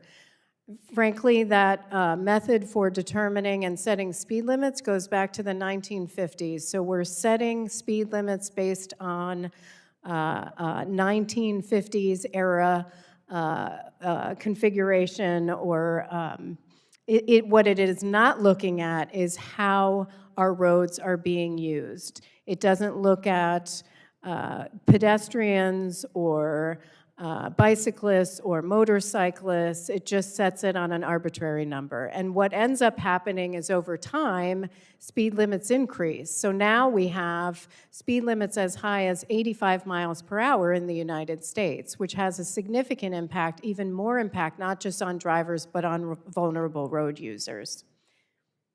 And this recommendation to stop using the 85th percentile speed to set speed limits applies to all types of roadways, correct? That's right. It's not just on interstates. That 85th percentile applies, it's a one-size-fits-all approach. It's the engineering rule of thumb in the US right now, where they're setting speed limits on the highways just like they're setting speed limits on local roads. Although there has been a move recently to turn that over to local and municipal jurisdiction, which is a good thing. Yes, thank you. The Ntsb has recommended that we use instead what's called a safe systems approach to road safety. This is something that was a prominent policy in Chairman DeFazio's Invest Act. Can you explain what a safe systems approach is to road safety and why that's the recommended approach?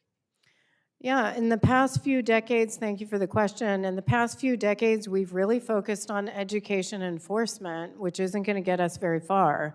We need a comprehensive, holistic approach to address road safety and look at how we design our roads, how those roads are designed for use. In the past, we've focused on the design of roads on efficiency, on getting people from A to B, and not for safety and how they are being used. In addition, we need to look at safe vehicles. That's part of the safe system approach, and implementing technology on vehicles that can save lives, like automatic emergency braking and forward collision warning. Certainly, we're not saying education and enforcement isn't part of the holistic approach. It is, but other parts of the system also are critical and need to play an equal share of addressing fatalities and serious injuries on our roads. Thank you, Madam Chair. Madam Chair, I yield back. Gentleman yields back. Mr. Stauber, you're recognized for 5 minutes. Thank you very much, Madam Chair. I see that the NTSB's most wanted list for transportation and safety improvements, the NTSB includes pipeline leak mitigation as a priority. You know, we have all seen the stories and the near tragedies that involve incidents where pipeline protesters and anti-jobs and anti-energy activists have gone out to pipelines to cause damage to the pipeline and the environment they claim to support. We saw many incidents in my district when they failed to stop the Enbridge Line 3 replacement project. Valve turning incidents and even cases of protesters shooting pipelines with guns are extremely concerning, especially since these very criminals see little to no jail time. Ms. Hamady, the NTSB is prioritizing pipeline leak mitigation. What specifically in the NTSB is the NTSB doing to combat these violent protesters from committing acts of environmental terrorism on the pipelines and putting so many people's lives at risk? Thank you for the question. When it comes to criminal activities, the NTSB, if we determine that an accident or incident is criminal in nature, we have an MOU with the FBI and turn over those criminal matters over to the Federal Bureau of Investigation. Do you, when you, if that MOU, does it describe, does it give the FBI the jurisdiction to lessen the crime or reduce the sentence? The MOU is just geared towards our activities and our work with the FBI and when we would turn over criminal matters and what resources they would help the NTSB on any of our investigations. Would you agree that pipeline protesters and anti-jobs and anti-energy activists who are doing this to pipelines put not only themselves, the environment, but the workers themselves at risk? It's not an issue I have been focused on and happy to get back to you on that. Okay, but you're aware of the pipeline protesters? I am aware of pipeline protesters, yes. Which protesting pipelines are you aware of then? There have been numerous ones over the past several years of protests, including TransCanada Keystone Pipeline. Right. How about Enbridge Energy Replacement Line 3? Are you aware of those protesters? I am aware that there are objections, yes, Objections or protesters? or protesters. Okay. What do you think it costs the local communities to safeguard, prepare, defend, and charge these anti-jobs, anti-energy activists? What do you think it costs the local communities? I don't know the answer to that, sir. Is that something that you should consider in working your MOU with the FBI? If you think it's a serious enough crime, and do you think it's a serious enough crime? The NTSB does not have jurisdiction over criminal matters. We have jurisdiction over accidents and incidents as defined in our law. Is an incident a protester?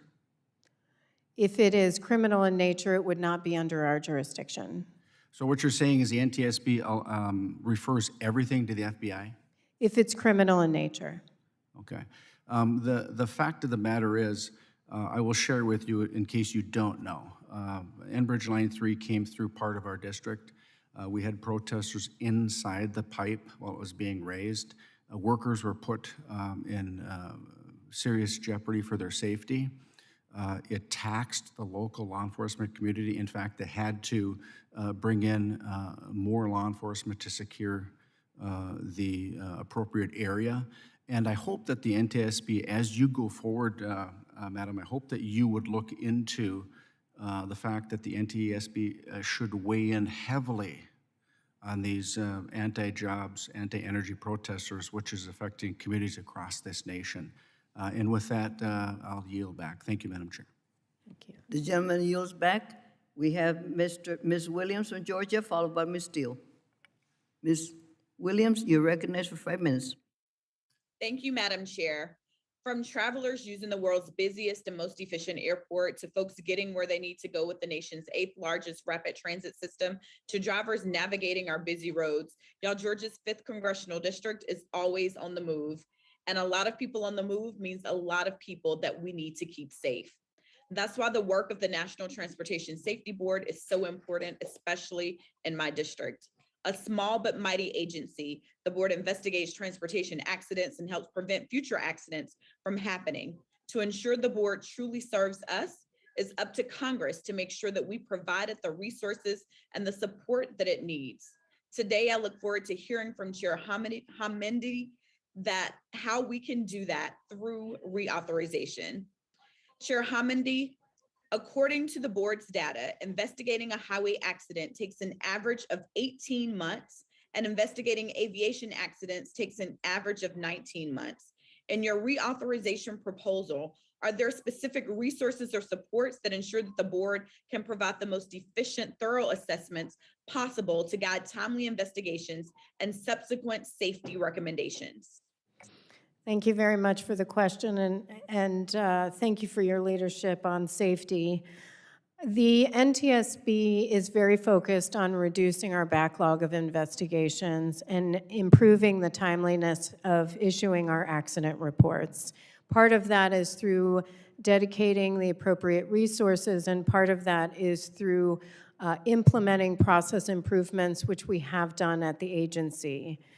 As far as resources, we need to fill the gaps. Right now, we have a number of vacancies that we need to fill that have been, quite frankly, on the books for some time, and we're working diligently to do that.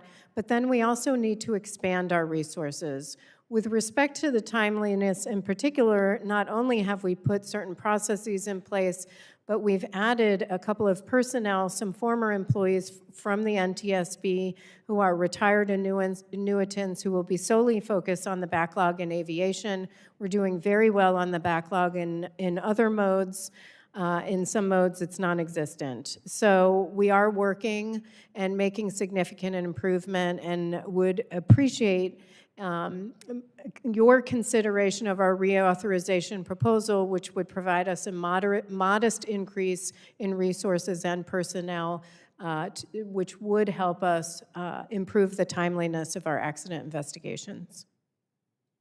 Thank you. Additionally, the National Transportation Safety Board's Most Wanted list recommends protecting vulnerable road users through a safe systems approach. We've heard witnesses testify in previous hearings about the safe systems approach as an alternative way states and localities can address traffic safety. Could you elaborate on how the safe system approach promotes more equitable and effective traffic safety enforcement? And how would your reauthorization proposal support this approach? The NTSB has on its most wanted list of transportation safety improvements, improving the safety of vulnerable road users through the safe system approach. We've issued a number of reports: pedestrian safety, bicyclist safety, and motorcyclist safety, focused on improving their safety on our nation's roads. And within that, we have hundreds of recommendations that still requires implementation. Everything from improving safety on our roads to how they're designed, how they're built, to ensure that they are built for the use of all road users, not just vehicles, to looking at improving the safety of vehicles themselves. So we do endorse the safe system approach and are working hard to promote that through all our actions at the NTSB. Thank you. And in addition to that, reducing inequalities and creating opportunities for diversity and inclusion is something that I also take just as serious as safety. So as your agency focuses on diversity, equity, and inclusion to create a more talented workforce, what impact would a broader range of perspectives that the agency have on ensuring potential safety issues are identified and reported? Well, with respect to impact, it would be tremendous. And just so you are aware, part of our core values is diversity and inclusion. And we have begun to implement 2 strategic plans focused on diversity, equity, inclusion, and accessibility, including retaining, hiring, and attracting a diverse workforce, which is critical to the NTSB, critical to our investigation, because people who bring different experiences, different thought, different backgrounds help in our investigations and in all our work at the NTSB. And while I do have more questions, I am unfortunately out of time. So Madam Chair, I yield back. The gentleman leads back. We will recognize Ms. Steele, followed by Mr. Lowenthal, Mr. Cedars. Ms. Steele, you recognize for 5 minutes. Thank you very much. Madam Chairwoman, the National Transportation Safety Board plays an important role on investigating transportation accidents, and I want to commend the work that NTSB has done in my district, especially with the recent fatal helicopter crash of Huntington Beach officer Nicholas Bella. The NTSB also plays an important role in providing safety recommendations to federal and state agencies. Unfortunately, both alcohol-impaired and drug-impaired driving deaths have become a common issue in Orange County. As you know, drug-impaired driving is very difficult to detect compared to alcohol-impaired driving. How is the NTSB improving drug testing protocols, and what are some of the lessons learned from the past accidents?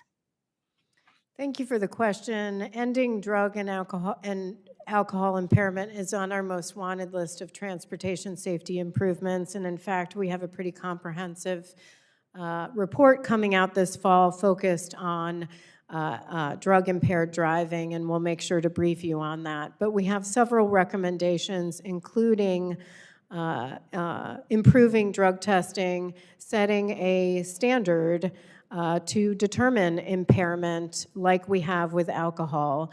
That's not something the NTSB does. It's something we recommend and have issued recommendations both to the Department of Transportation, and I believe we've also issued recommendations to the Department of Health and Human Services as well.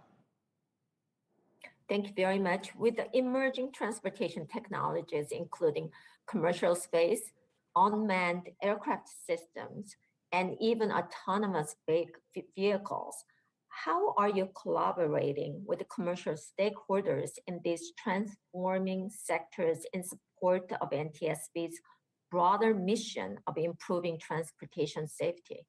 Thank you for the question. We have tremendous outreach with the commercial community, whether it's through speaking with different organizations, visiting their sites, or speaking at events they have, or participating in work groups where we work together on emerging safety issues and discuss those openly, including what we're seeing in accidents and incidents and trends in safety and transportation. So we work very closely with them. And then in our accident investigations, if an operator if something occurred with that operator, the operator more than likely would be provided party status, which means they would be part of our fact-finding portion of the investigation. We would work closely together, and they would be able to identify safety gaps immediately that they could address. So when those reports is going to come out, is that right now that you are going through the process? I'm sorry, it was difficult to hear. When this report is going to come out, that you are putting all these informations together after all these meetings, are we going to expect by end of this year or next few months, and some like a progress report is going to come out?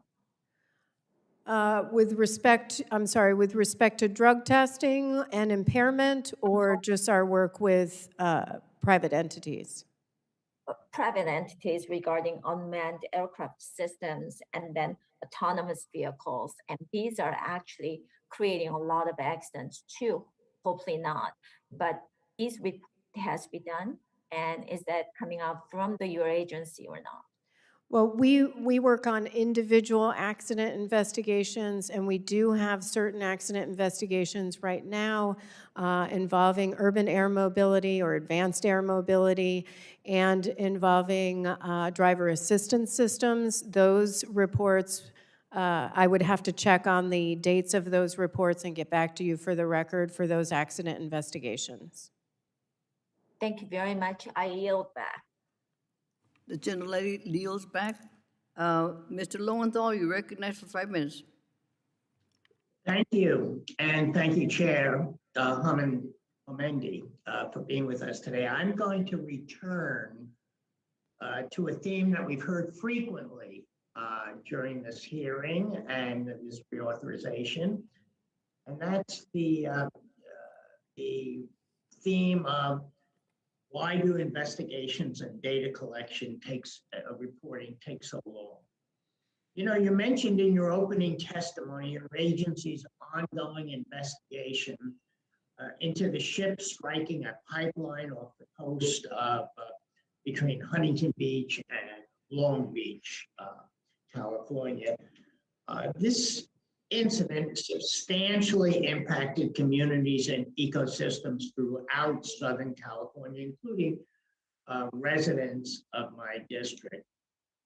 And while I understand that many agencies and many people are investigating this incident, and you cannot comment on the specifics of this ongoing matter, I would like to emphasize how important a quick resolution of this process and a timely report will be to my constituents. As you're aware, pipeline investigations take an average of 21.8 months. And that's the average over the last 5 years. Can you elaborate on what Congress can do and what your agency can do to reduce this time lag and produce timely and actionable data more quickly?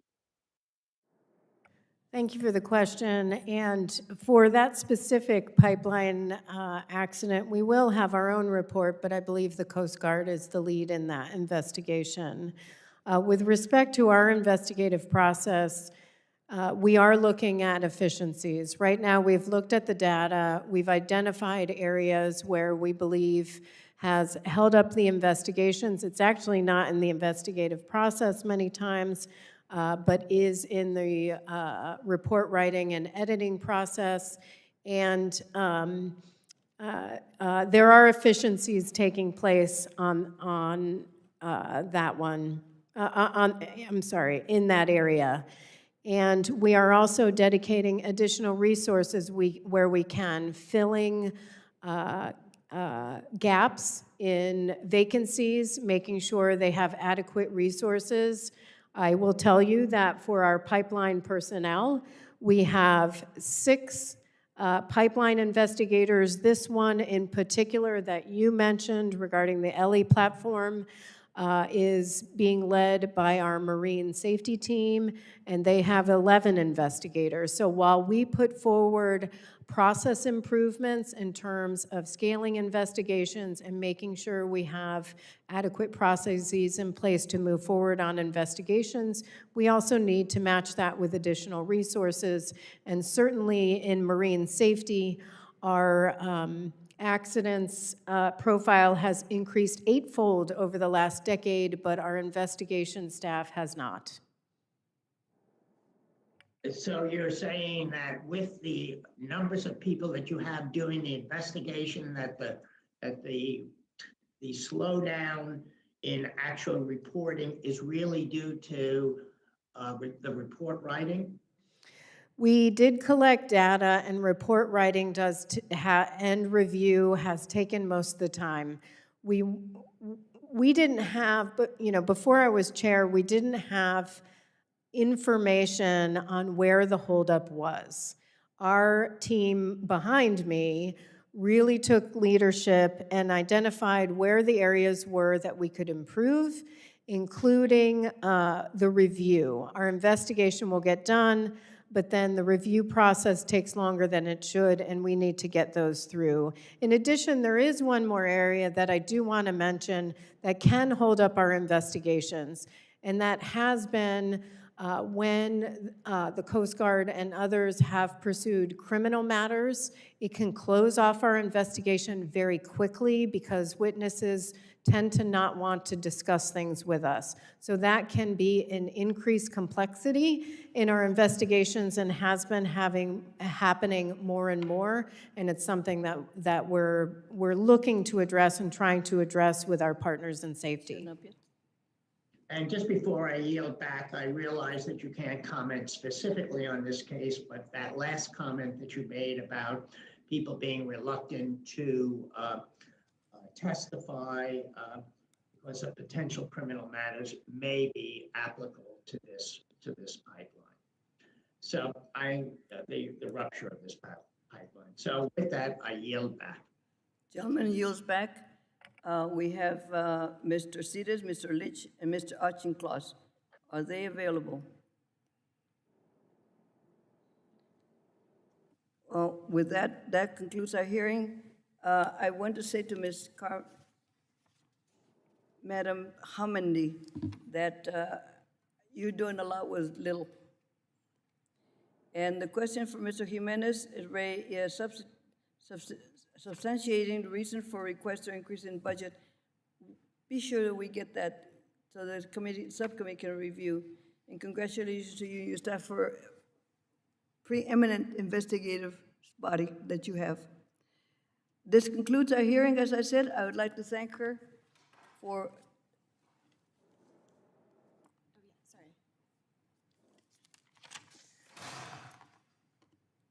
Thank you for your testimony. It's been very helpful and informative. I ask unanimous consent that the record of today's hearing remain open until such a time as our witness has provided answers to any questions that may have been submitted to her for writing.